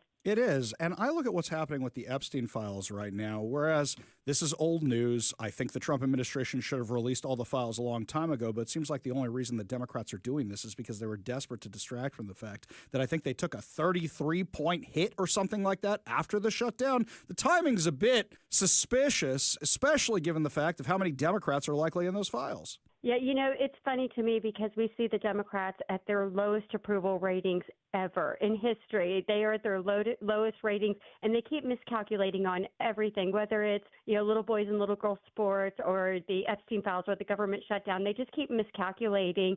President Trump has been very clear. I know he said that the House Republicans should vote, which they have today, to release the files. It'll go to the Senate. He has said he has nothing to hide personally. The Republicans have nothing to hide, and this is just a Democrat hoax. And, we see them trying to distract from doing the job that the American people have elected them to do, and they have such horrible Trump derangement syndrome. They don't want to do anything as it relates to his agenda because they know President Trump is right on everything. So they keep trying to distract. And, it's really unfortunate because they just keep getting caught. I don't know. When I was a little girl, my mom used to say, now tell the truth. You always tell the truth. Don't lie, because then you start lying to hide the lie, and the truth always comes out. And that's what I feel like we're watching now is it's like they try to distract and lie about things, and eventually we get to the truth, and we see them for what they are for. I have a different analogy. I remember this one time I didn't do my homework in school. And the teacher said, Ari, do you have your homework? And I said, yes. And they said, show it to me. And I pulled out yesterday's homework. And I'm showing them yesterday's homework. And they say, bring it closer so I can read it. And then they eventually busted me. That's kind of what this feels like to me. Where they're daring you to bring it out, and they're not going to be happy with what they see. And I think you'll know how bad it is for the Democrats if it disappears from the headlines the next day. We're talking to the co-chair of the Republican National Committee, Casey Crosby. And I think that a lot of this is distracting from what we were talking about earlier is affordability. What I'm concerned is a lot of young people still can't afford to buy a house. And you look at the way the economy is going, it may recover down the road fully, but right now, especially in blue states like where we live, here in Seattle, Washington, it just seems like it's getting harder and harder because of the things the Democrats are doing to us. What advice would you give them? Well, I would suggest if you're in a blue state, I'm in a fairly red state, mostly red state, thank goodness. We have a Democrat governor in Kentucky. That's where I live, but we have supermajorities in the state House and Senate. We also have 5 of 6 U.S. congressmen that are Republicans, 2 U.S. senators. Not to brag on anything about our state, but my point is elections have consequences. And if you want to have good legislation, affordability, elections really matter. And sometimes when you just can't afford gas or, I was looking at gas prices out where you are versus where I am. It's insane how much more you pay because you're in a blue state and because of the policies that the Democrats have passed. And so my biggest thing is, if you want your life to be better, look at people who are going to pass good policy that make your life better. Stop doing the same thing over and over. That's literally the definition of insanity. And I can't understand why people keep electing the same people over and over to only have their lives get worse. Yeah, it's exactly what's happening on out here. Now, when we talk about affordability, when we talk about energy, you mentioned the gas prices. I was in New York recently. They were literally half the price of what we're paying here in Seattle, Washington, and that's a blue state as well. Tell us about the energy policies of this administration that may make things better, because I did notice prices are going down, but it's not because of our taxes here. Yeah, we see a president and his administration, and I think that the biggest thing is regulation. We see, and we're going to feel that, I think, think, huge next year as we move into the next year, where they are loosening up regulations. We're starting to see it even in household items like, HVAC units and stoves and things like that, because they are taking away some of these ridiculous regulations. And you see that with energy costs too. And, it's just interesting to say when you talk about the economy and people's lives getting better. I mean, President Trump, look at the investment that he is bringing back into our country. I mean, I think they announced today that Toyota is going to invest another $912 million in U.S. plants. We see inflation down under President Trump. And so everything, back to our original point, everything that he is doing is winning for our economy and winning for the American people. And the Democrats just keep trying to throw noodles at the wall and seeing what will stick. Yeah, that's exactly what it looks like to me. So just in the last few minutes we have with you to play devil's advocate, because we are the most pro-devil show on the airwaves, are you concerned about these economic impacts going into the 2026 elections? Not really. I think what we're going to see in 2026 is that we're going to start seeing the impact of the big, beautiful bill, and the fact that Congress handed us, again, one of the largest tax cuts in American history. They extended that. And remind you, every single Democrat voted for that. So I think in 2026 is going to be a year of affordability due to that big, beautiful bill getting passed. And I think people are going to start seeing the impacts of low inflation, investment because of tariffs coming back into our country. And, I think things are going to start looking up, particularly in 2026. A lot of these things kick in under the big, beautiful bill. Co-chair for the RNC, Casey Crosby, thank you so much for joining us today and for your insight. Really do appreciate it. Thanks for having me. Look forward to talking to you again. Always a pleasure, for sure. We got a whole lot more to discuss as the show continues. You're listening to the Ari Hoffman Show on Talk Radio 570 KVI.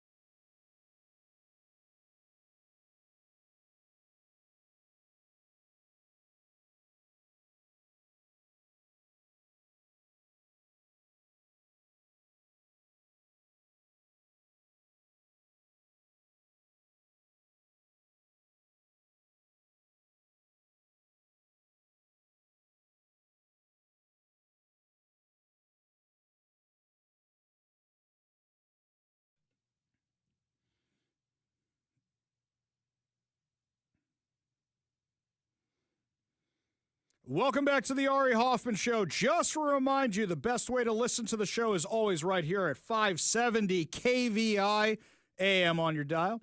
But also you can download the KVI app and listen to us at kvi.com. For those of you having issues with Spotify, we are too. We don't know what's going on. So that's another reason why you should download the KVI app and listen to us at kvi.com and, of course, at 570 AM. I got a message from our friend Matt Gilbert during the break. And what he's talking about here is, he said, Ari, I have a solution for the housing crisis. Destination trailers. Relatively inexpensive, self-contained. Don't buy apartments. Buy or build parking garages for these suckers. And they are big camper trailers which you can live in. I told Matt, this actually reminds me of something I saw a few years ago at a bounce house convention. I kid you not, bounce house convention. So every year in November, there's a big convention for the entertainment industry, shall we say. You go there if you want to buy a bounce house. You go there if you want to buy video games. You go there if you want to buy carnival food. You can buy a roller coaster at this thing. It's a really fun event for people who never grew up like me. You could buy go-karts. You could buy costumes. You could buy mascots. Anything you want. It's massive. It's in Orlando, Florida. It was actually my first time in Orlando the first time I went to this thing. And I would go every year to see what the new things were that they were selling. And they had everything at this place. I would always take my kids with me because it's so much fun. So I remember one time they said it's VR laser tag. I said, what's VR laser tag? They say, well, suit your kids up. We'll send them in. They give them VR goggles. They give them vests.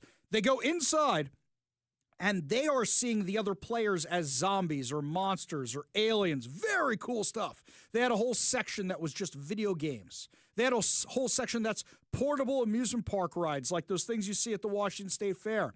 They had a whole section which is just carnival food. I said to my kids, all right, guys, gorge yourselves on the popcorn and ice cream and stuff because it's all free. They had a whole section on photo booths. But you know what else they had? It's for event rentals. So they had a whole section for the stuff you need to put on an event. What does that mean? Hygiene stations. So where you wash your hands, where the people who are not illegal street vendors, who are actually legal street vendors, the things they have to bring to wash their hands, porta potties, you name it, it's all there. But you know what else is there? Giant trailers for music festivals, specifically designed for multi-day music festivals, where your roadies sleep in these trailers. You can bring them along. They are bunks. They have bathrooms. They fit 8 to 10 people. Do you know how much easier that would be to solve our homelessness crisis versus the insanity they're doing right now? Do you know how much money you could save? You know how easy it is? They could be here tomorrow for a fraction of the price. You want to talk about sanctioned encampments? You want to talk about RV lots? This would be a better way to go. And instead, affordable housing. We need to buy affordable housing. Everybody needs an apartment. You want to do your failed housing first model? How about you try this instead for a fraction of the cost? I remember back then in 2017, 2018, young, naive Ari Hoffman took this idea to the Seattle City Council. They rejected it. I took the Seattle City Council multiple ideas, including, what if you rezone empty warehouses? And then inside the warehouses, you can rezone them for housing. And then what can happen is you can have your services there. You can have your job applications there before I knew about the drug stuff and the mental health stuff. But I said you could have treatment there. You could have whatever you need. And you know what the city of Seattle told me? And I met with Mike O'Brien. I met with Tim Burgess. I met with Bruce Harrell. I met with them at the time. They sent me to a guy at the city who said, sorry, we can't rezone it. If we rezoned it, we couldn't zone it back.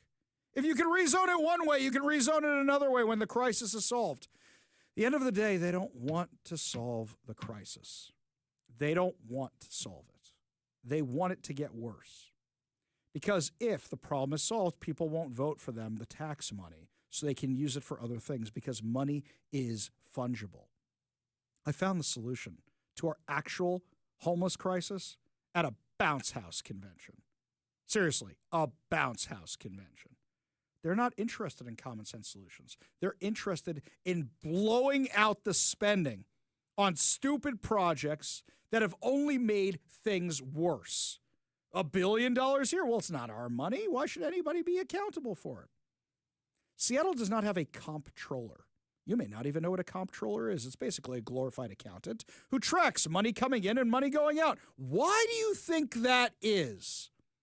Why do you think we never get accurate budget numbers? Oh, well, now the budget crisis is $250 million. Now it's $300 million. Now it's $20 million. Now it's $50 million. Nobody's doing the math. Nobody's doing the math. This is all a guessing game. And who's left holding the bag? You know what it's like? It's like if you gave your kid a credit card and didn't check up on their spending. You had no idea how much to budget for them. No idea what they're spending it on. Eventually, you get the bills which you have to pay, but hey, I can't afford this anymore. Holy cow. That's what this is like. We gave a bunch of politicians a blank check, and they are spending it like drunken sailors. And that's derogatory to drunken sailors, because drunken sailors, when they run out of money, they go back to the ship. In this case, when they run out of money, they go, give you more of your money. You could have solved something easy like this with the trailer solution. But I'm sure the left would have said, that's inhumane. You want to tell me sleeping in an REI tent you guys bought for the new homeless encampment that was set up a few blocks away from the one that just got shut down is more humane, more compassionate? Spare me. You guys don't actually want to solve the problem. Let me know if you think my solution will work. Give us a call or a text at 206-421-5757. That's 206-421-5757. When we come back, Saudi Arabia is in the White House. Is this a good thing or a bad thing? And is anybody paying attention with all the Epstein stuff going on? We'll tell you what's happening when we come back. You're listening to the Ari Hoffman Show on Talk Radio 570 KVI.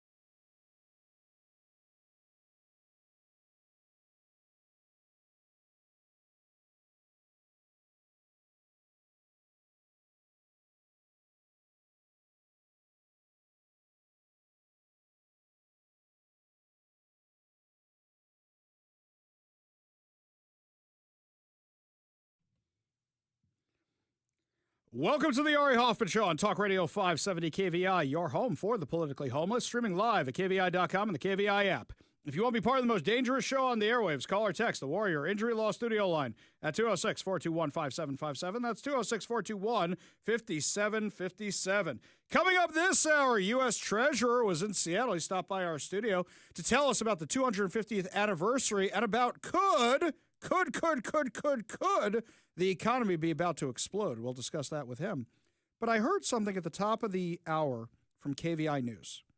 Did you catch that last little piece that they said? That last little thing right there?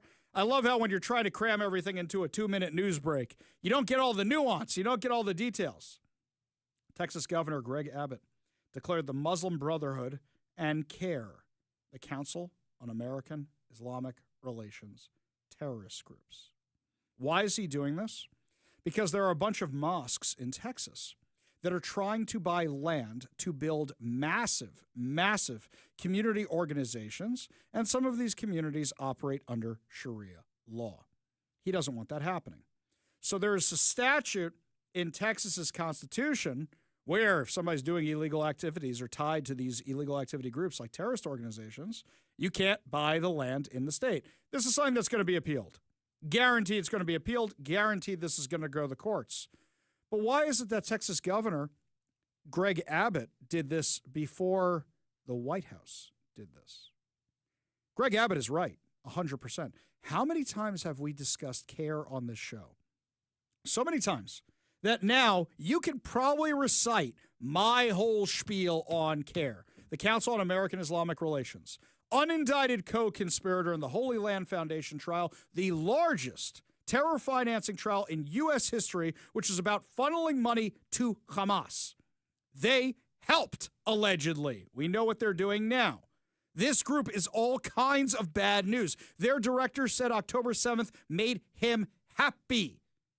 These are people who backed far-left DSA-type candidates in races, including Katie Wilson for mayor. They want that kind of takeover of the U.S., and they parade around pretending, oh, we're just a Muslim outreach group. No, you are not.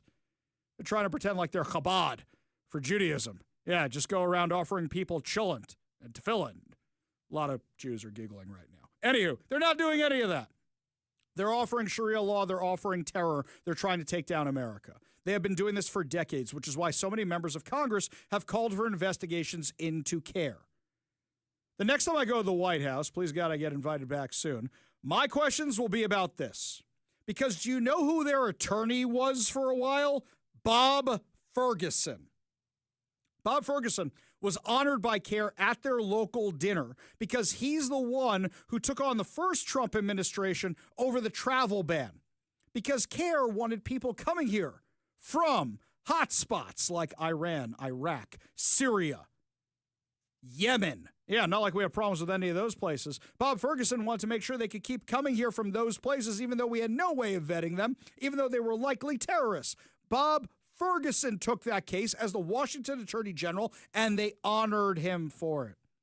If somebody want to have some fun, you look up the PDC filings with the Ethics and Elections Commission for Bob Ferguson. You would find anybody from CARE who gave money to his organization, to his campaign. You would find any CARE-affiliated organization who gave money to his campaign. I'm sure you will find them for him and Nick Brown and other Democrats here in the state. After all, they endorsed a whole bunch of these guys. But now we're finding out even more. Do you know that today there was a protest on the Microsoft campus? Microsoft had one of their big conferences today where they announced new products. And guess what? A whole bunch of the anti-Israel lunatics showed up. What are you yelling about now? What are you yelling about now? There is a ceasefire in place. You wanted a ceasefire. The truth is you just don't want Israel to exist anymore. It's not worth pulling the video. It's not worth pulling the audio. It's the same thing where they're yelling and screaming like they did at Kamala Harris's event here in Seattle the week before where there was still a ceasefire going on. They just don't like Jews. That's it. But they're protesting on the Microsoft campus yet again.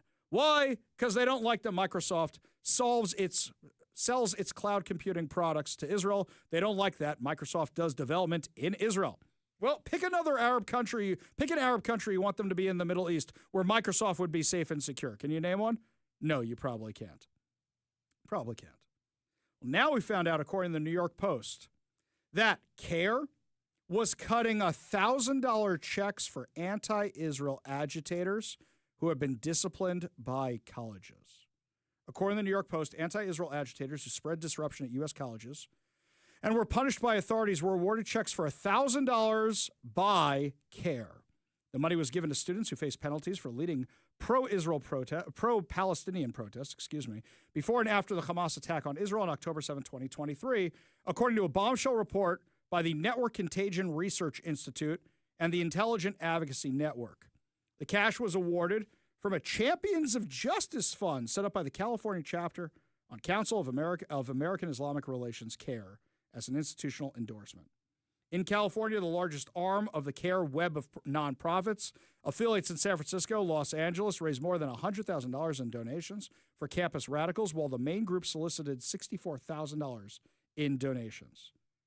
You were worried about George Soros? He's not alone. This group was doing it as well. The money was then offered as interest-free loans and grants of $1,000 to students who lost scholarships, housing, and other support because of their quote-unquote advocacy.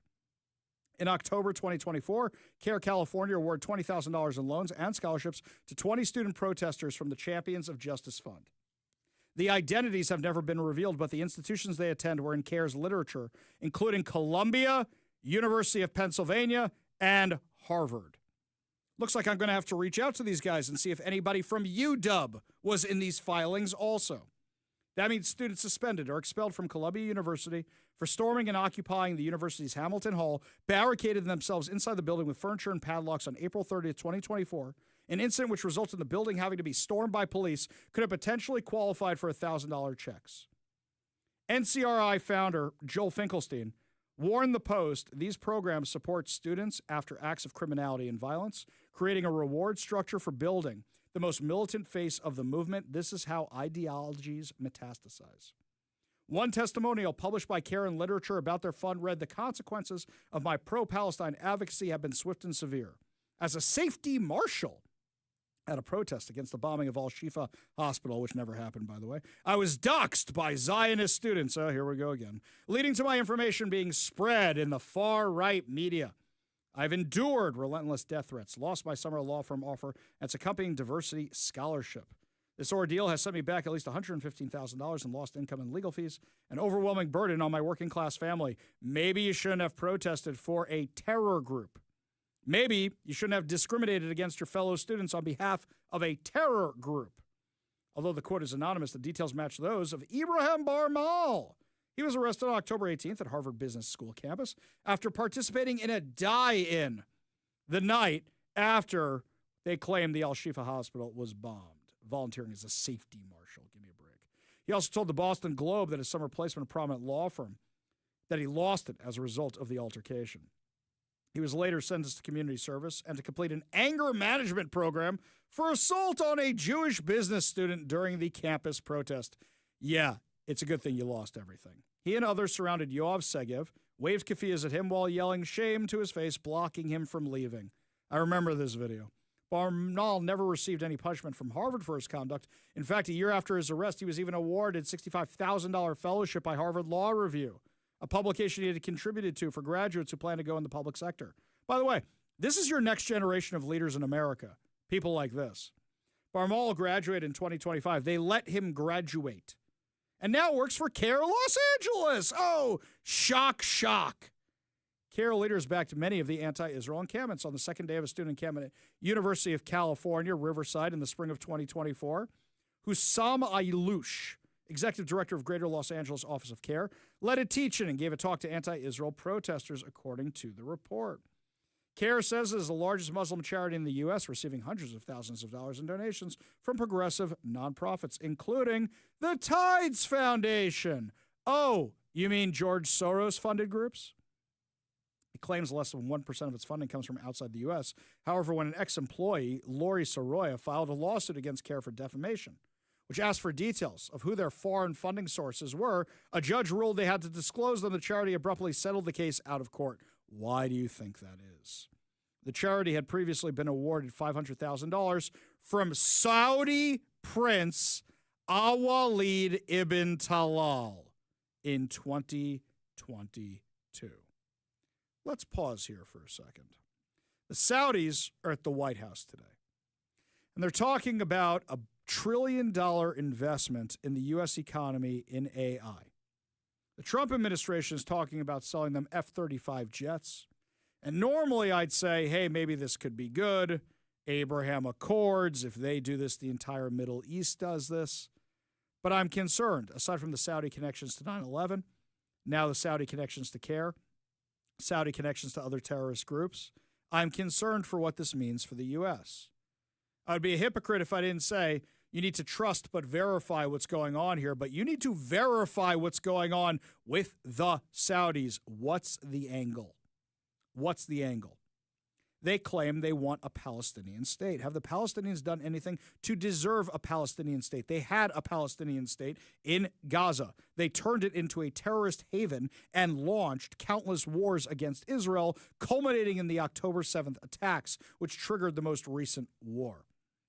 What else are the Saudis behind? I am concerned about this, very concerned about this. I'm concerned, even though it's an investment in the U.S. economy, where are all the America First people right now saying, no, we shouldn't be doing these kind of deals? Where are all they right now? Where are they, them? Where's everybody else? Yeah, they're the woke right. I'm calling them they, them. Where are they right now? I haven't heard them say anything about this. No Jews, no news. I get it.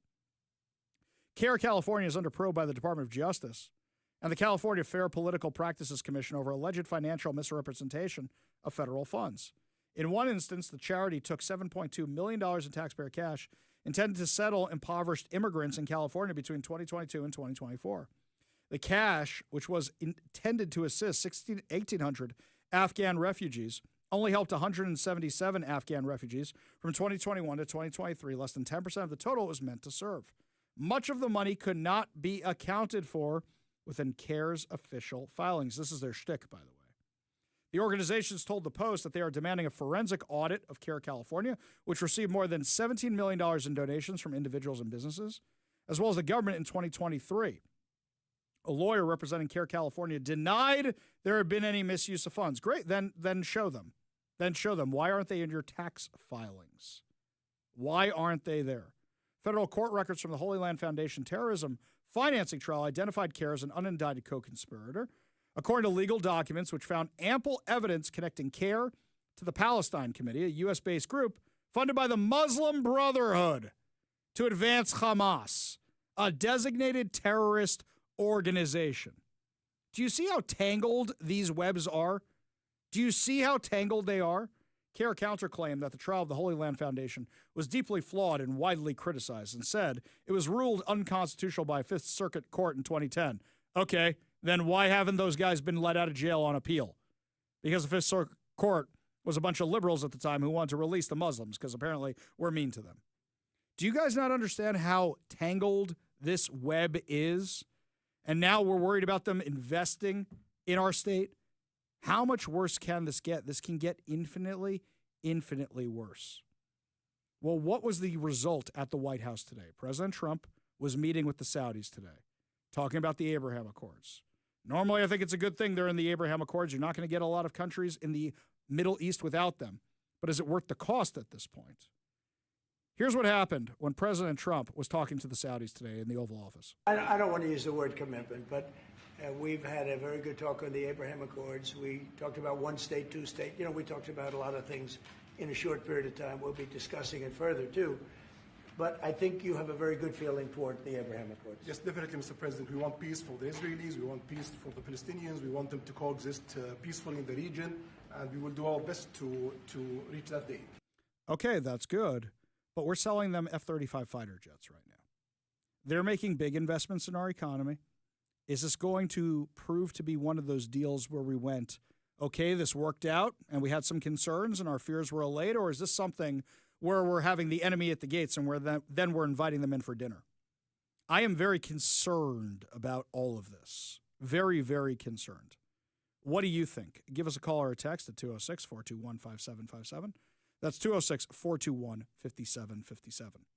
I'm very concerned. And while everybody's paying attention to the Epstein files drama, how many people paid attention to this?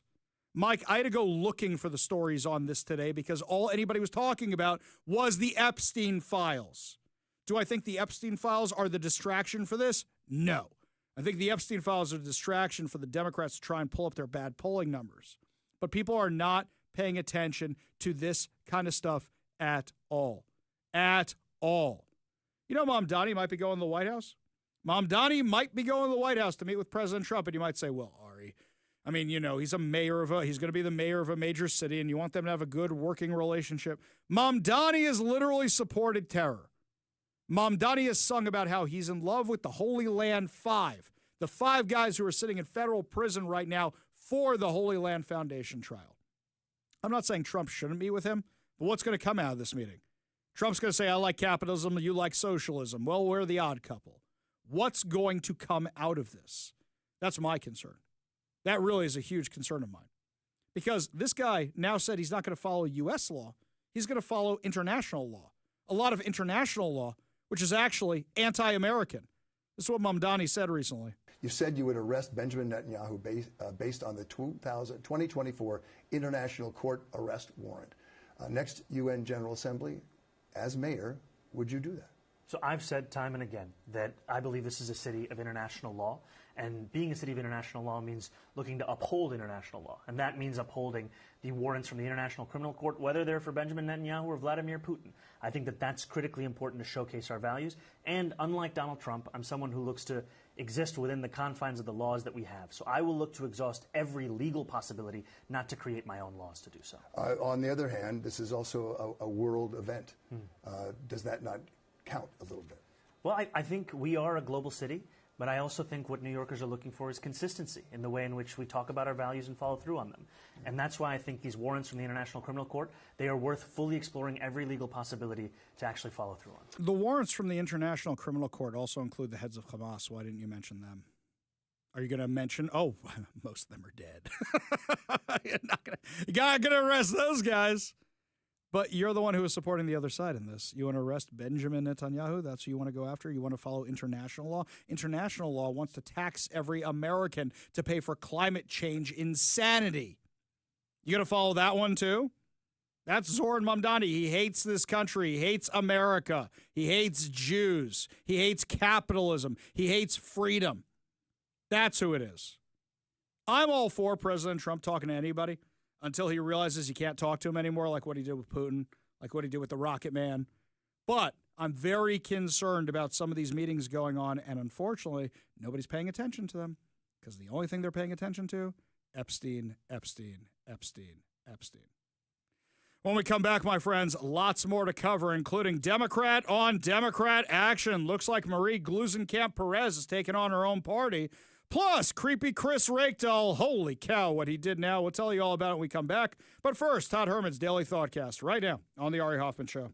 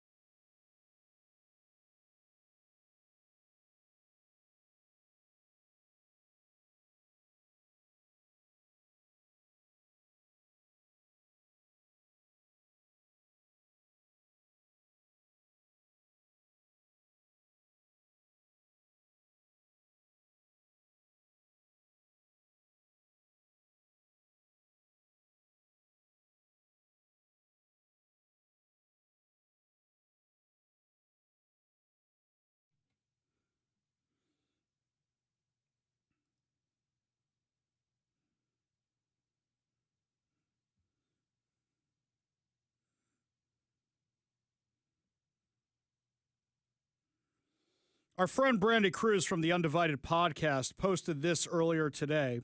Washington's public school system sent an email to districts with sex ed resources.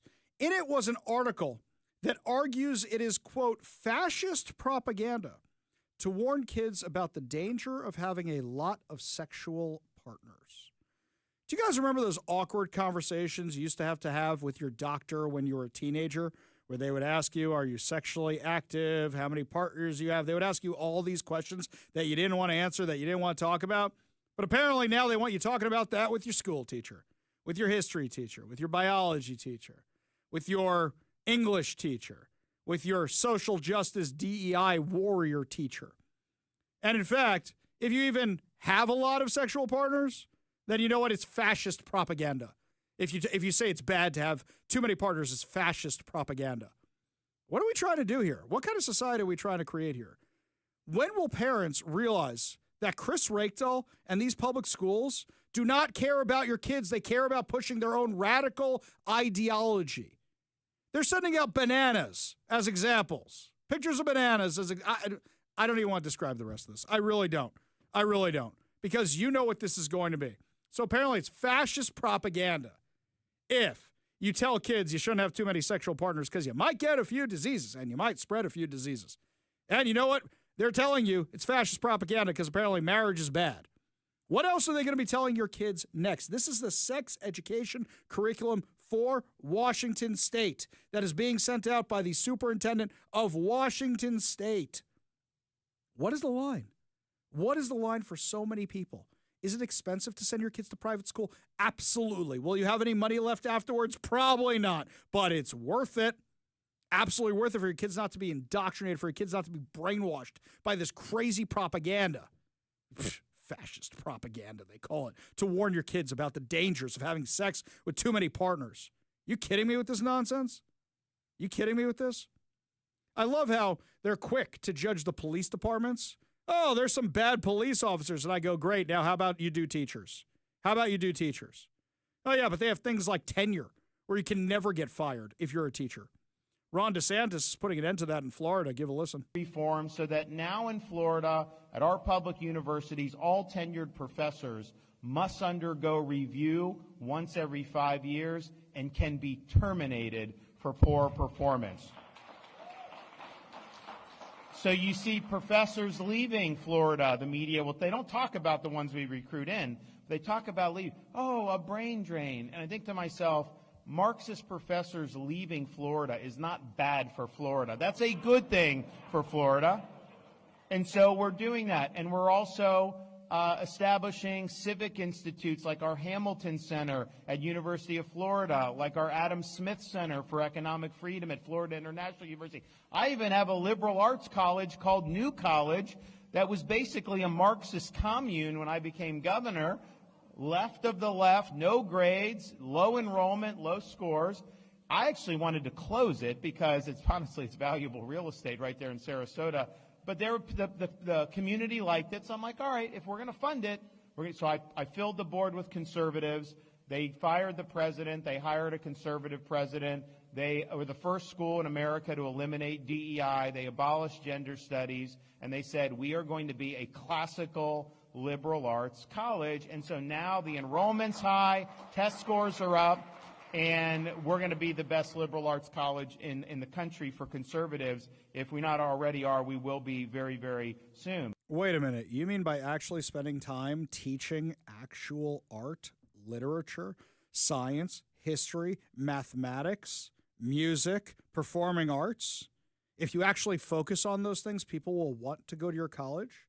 If you focus on those things rather than DEI insanity, then people might actually get an education and want to go to your institution?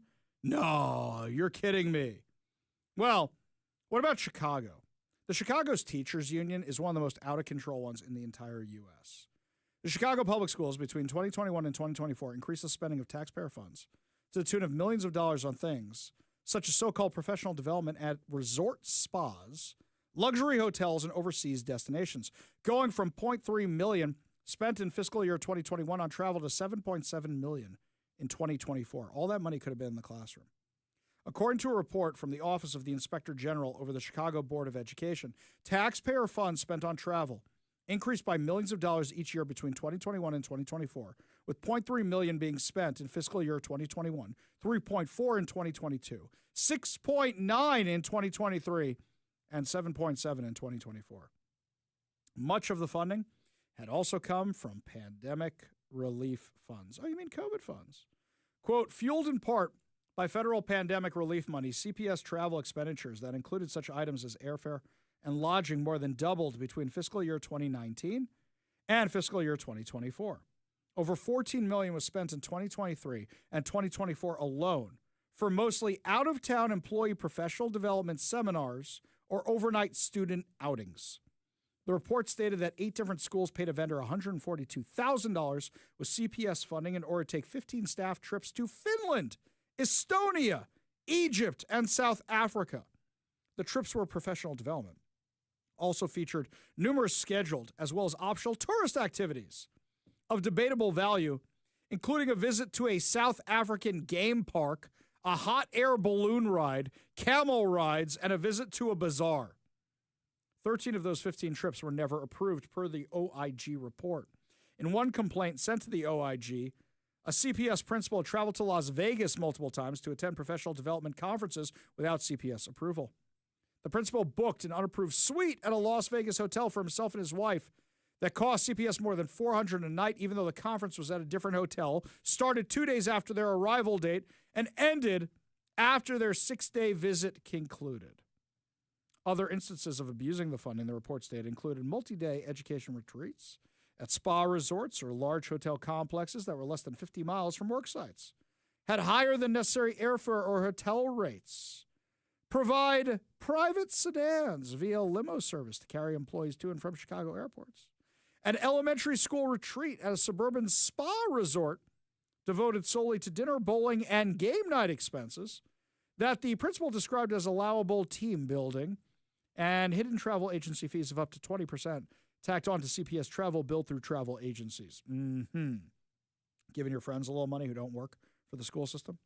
Additionally, large contingents of CPS employees from single schools were allowed to attend out-of-state conferences in such popular tourist destinations such as Las Vegas and Disney World, when similar conferences were offered within drivable distances in the Chicago area.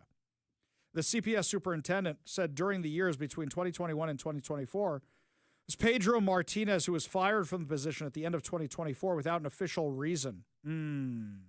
Why do you think that is? It might be the trips to Vegas or Disney or Egypt. Maybe that's what it was when that money should have been better spent in the classroom. Speaking about how our money could be better spent, when we come back, my friends, the U.S. Treasurer for the Trump administration was in town, swung by our studios today. I'll tell you what we spoke about fixing the economy and why are we getting rid of the penny. I'll tell you what's going on when we come back. You're listening to the Ari Hoffman Show on Talk Radio 570 KVI.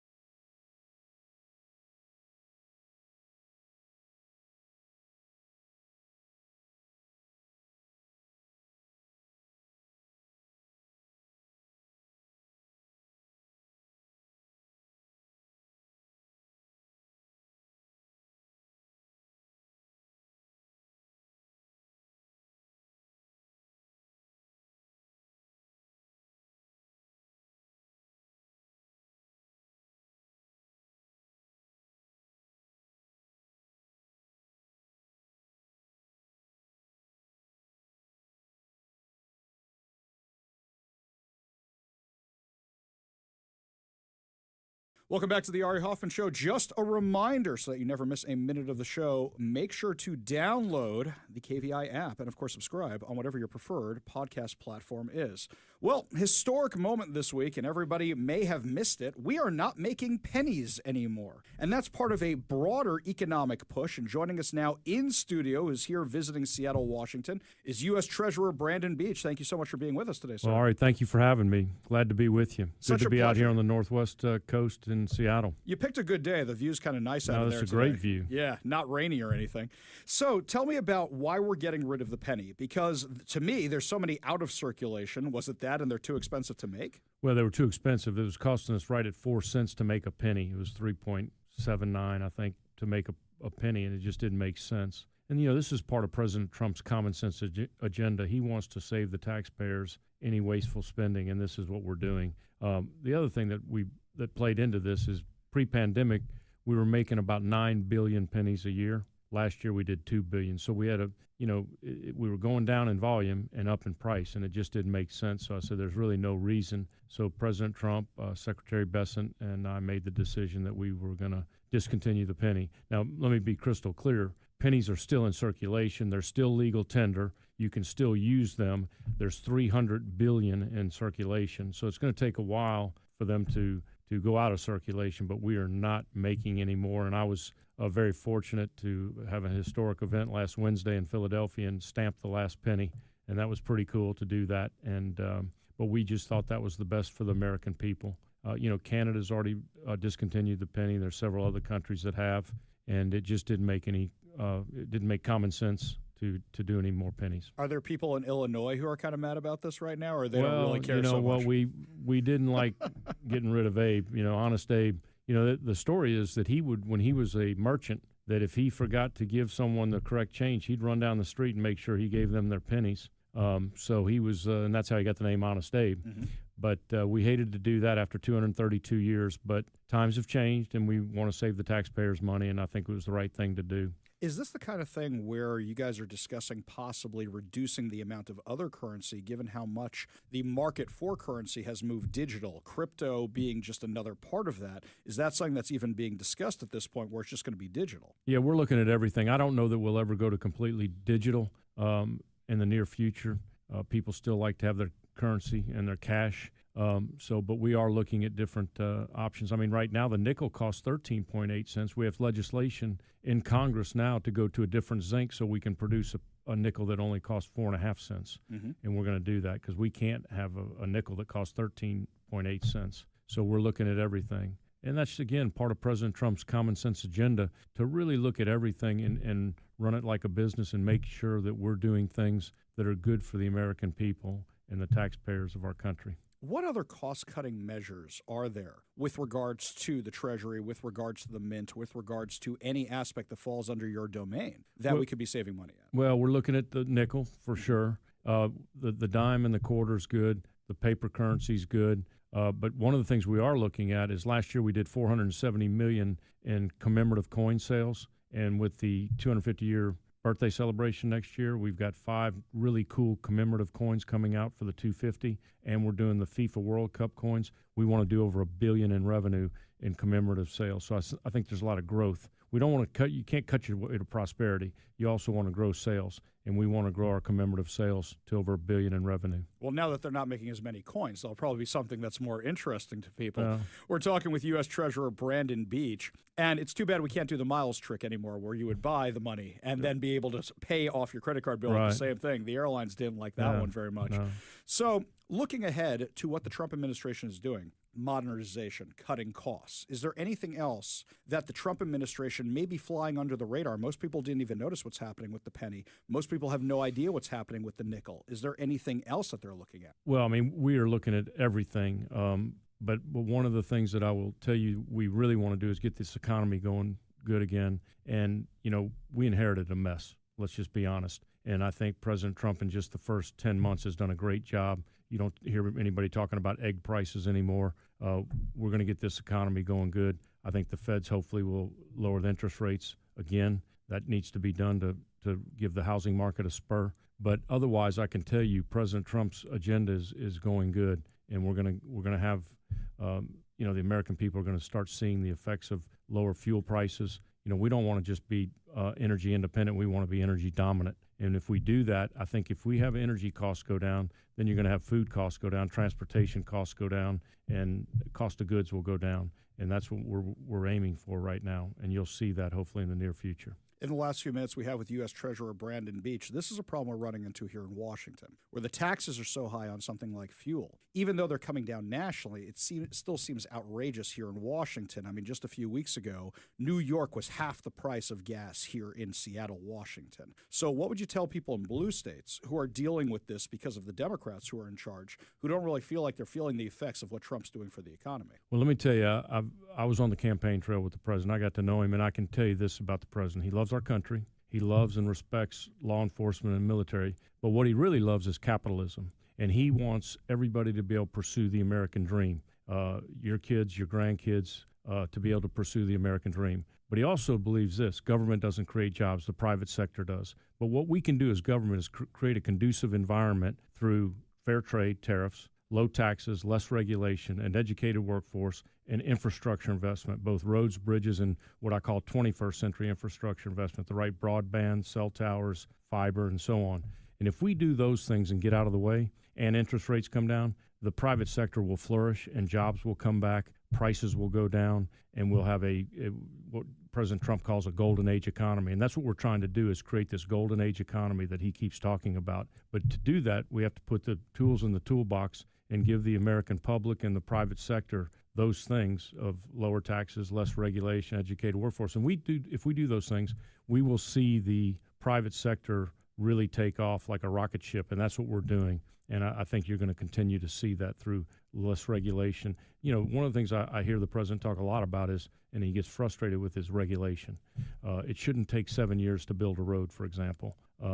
To do an environmental study to build the road, then it takes another 2 years to build it. So we've got to streamline those regulations and get things back working. But I think a lot of it, I think it has to do with energy policy. I believe that when you lower energy costs, then transportation costs go down. So chicken goes down, eggs go down, lumber, transporting lumber, everything goes down when you get good energy prices. And right now, I don't know what to tell the blue states except lower their taxes and cut regulation and let the capitalism works. Capitalism works. I want to tell you a story. I've got a friend of mine. I grew up in Louisiana who worked on an oil rig for 2 years so he could save enough money because he couldn't get a bank loan to open a restaurant. It's called Raising Cane's. He's worth $22 billion now. Todd Graves. Mm-hmm. That only happens in America, and that's the kind of thing we want to bring back. And I will tell you this also, Ari. I think next year is going to be a really great year for this country. It's our 250-year celebration. And we've got an opportunity to talk about American exceptionalism,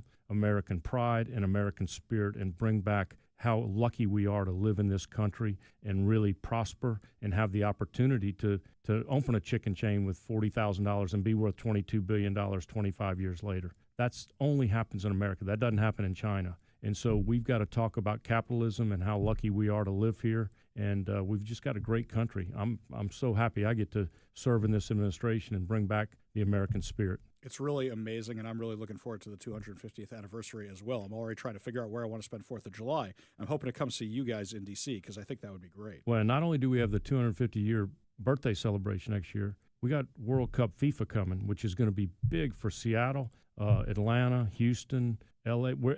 These, and I'm not a big soccer guy. I'm learning about soccer. I'm an NFL college football guy, but I got to tell you, they say that having the World Cup here in Seattle is going to be like having 3 or 4 Super Bowls. And so you're going to see an economic impact, and it's a great way to showcase your city, too. Yeah. So that's what every city that's hosting World Cup should make sure their city's ready for it and showcase it so that you can get future economic development. I hope that our mayor-elect is listening, knowing that they have to be ready for it. Otherwise, it might have other problems. Given what the president said yesterday, it'd be a shame to lose out on that. I can tell you this, Ari. I was in Atlanta when we had the Olympics back in '96. Yeah. And we showcased Atlanta. And I got to tell you, we saw the economic development go straight out of the roof after people came and saw Atlanta, saw the airport, saw the culture and the workforce and, how affordable it was. And we really prospered after the Olympics. And I think every city that's hosting the World Cup has an opportunity to take advantage of it. And if they don't, shame on them. I completely agree. U.S. Treasurer Brandon Beach, thank you so much for joining us today. And enjoy your stay in Seattle. It's great to have you here. Thank you for having me. Always a pleasure. Only good news to wrap up the show. Your good news headlines put a smile on your face heading into your evening commute. You're listening to the Ari Hoffman Show on Talk Radio 570 KVI.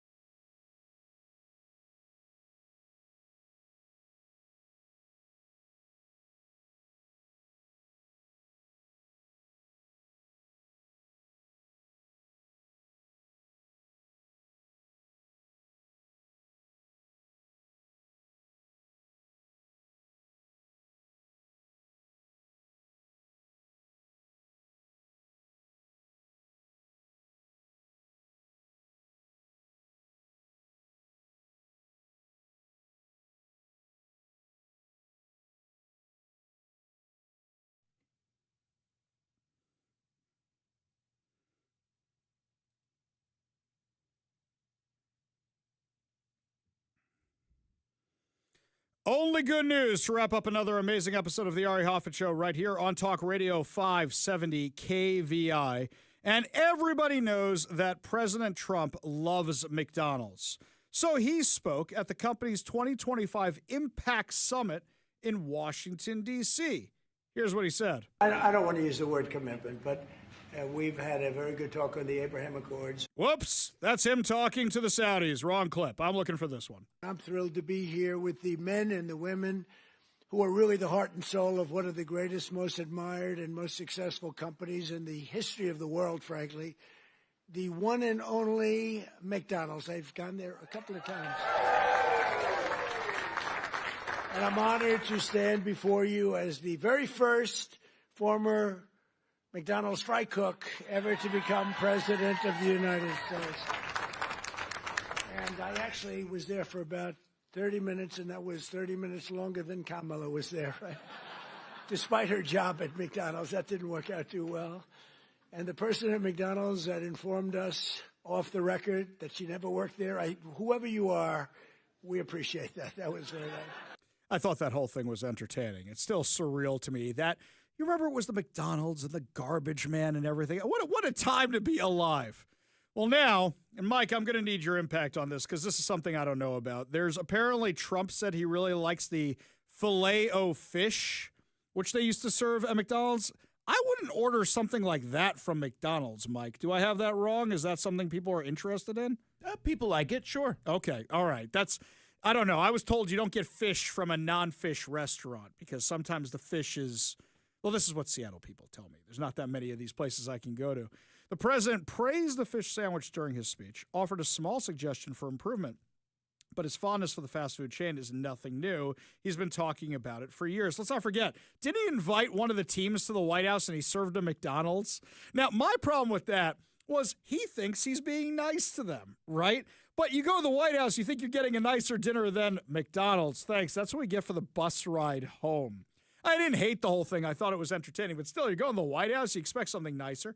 I wonder if the new ballroom is going to have a McDonald's kiosk right there. I think that would be pretty entertaining, right? So you can have your formal affairs, but you can also have your lunchtime, White House mess kind of food. You just head on down there, grab some McDonald's, right? Hamburgers for everybody. There you go. Exactly right.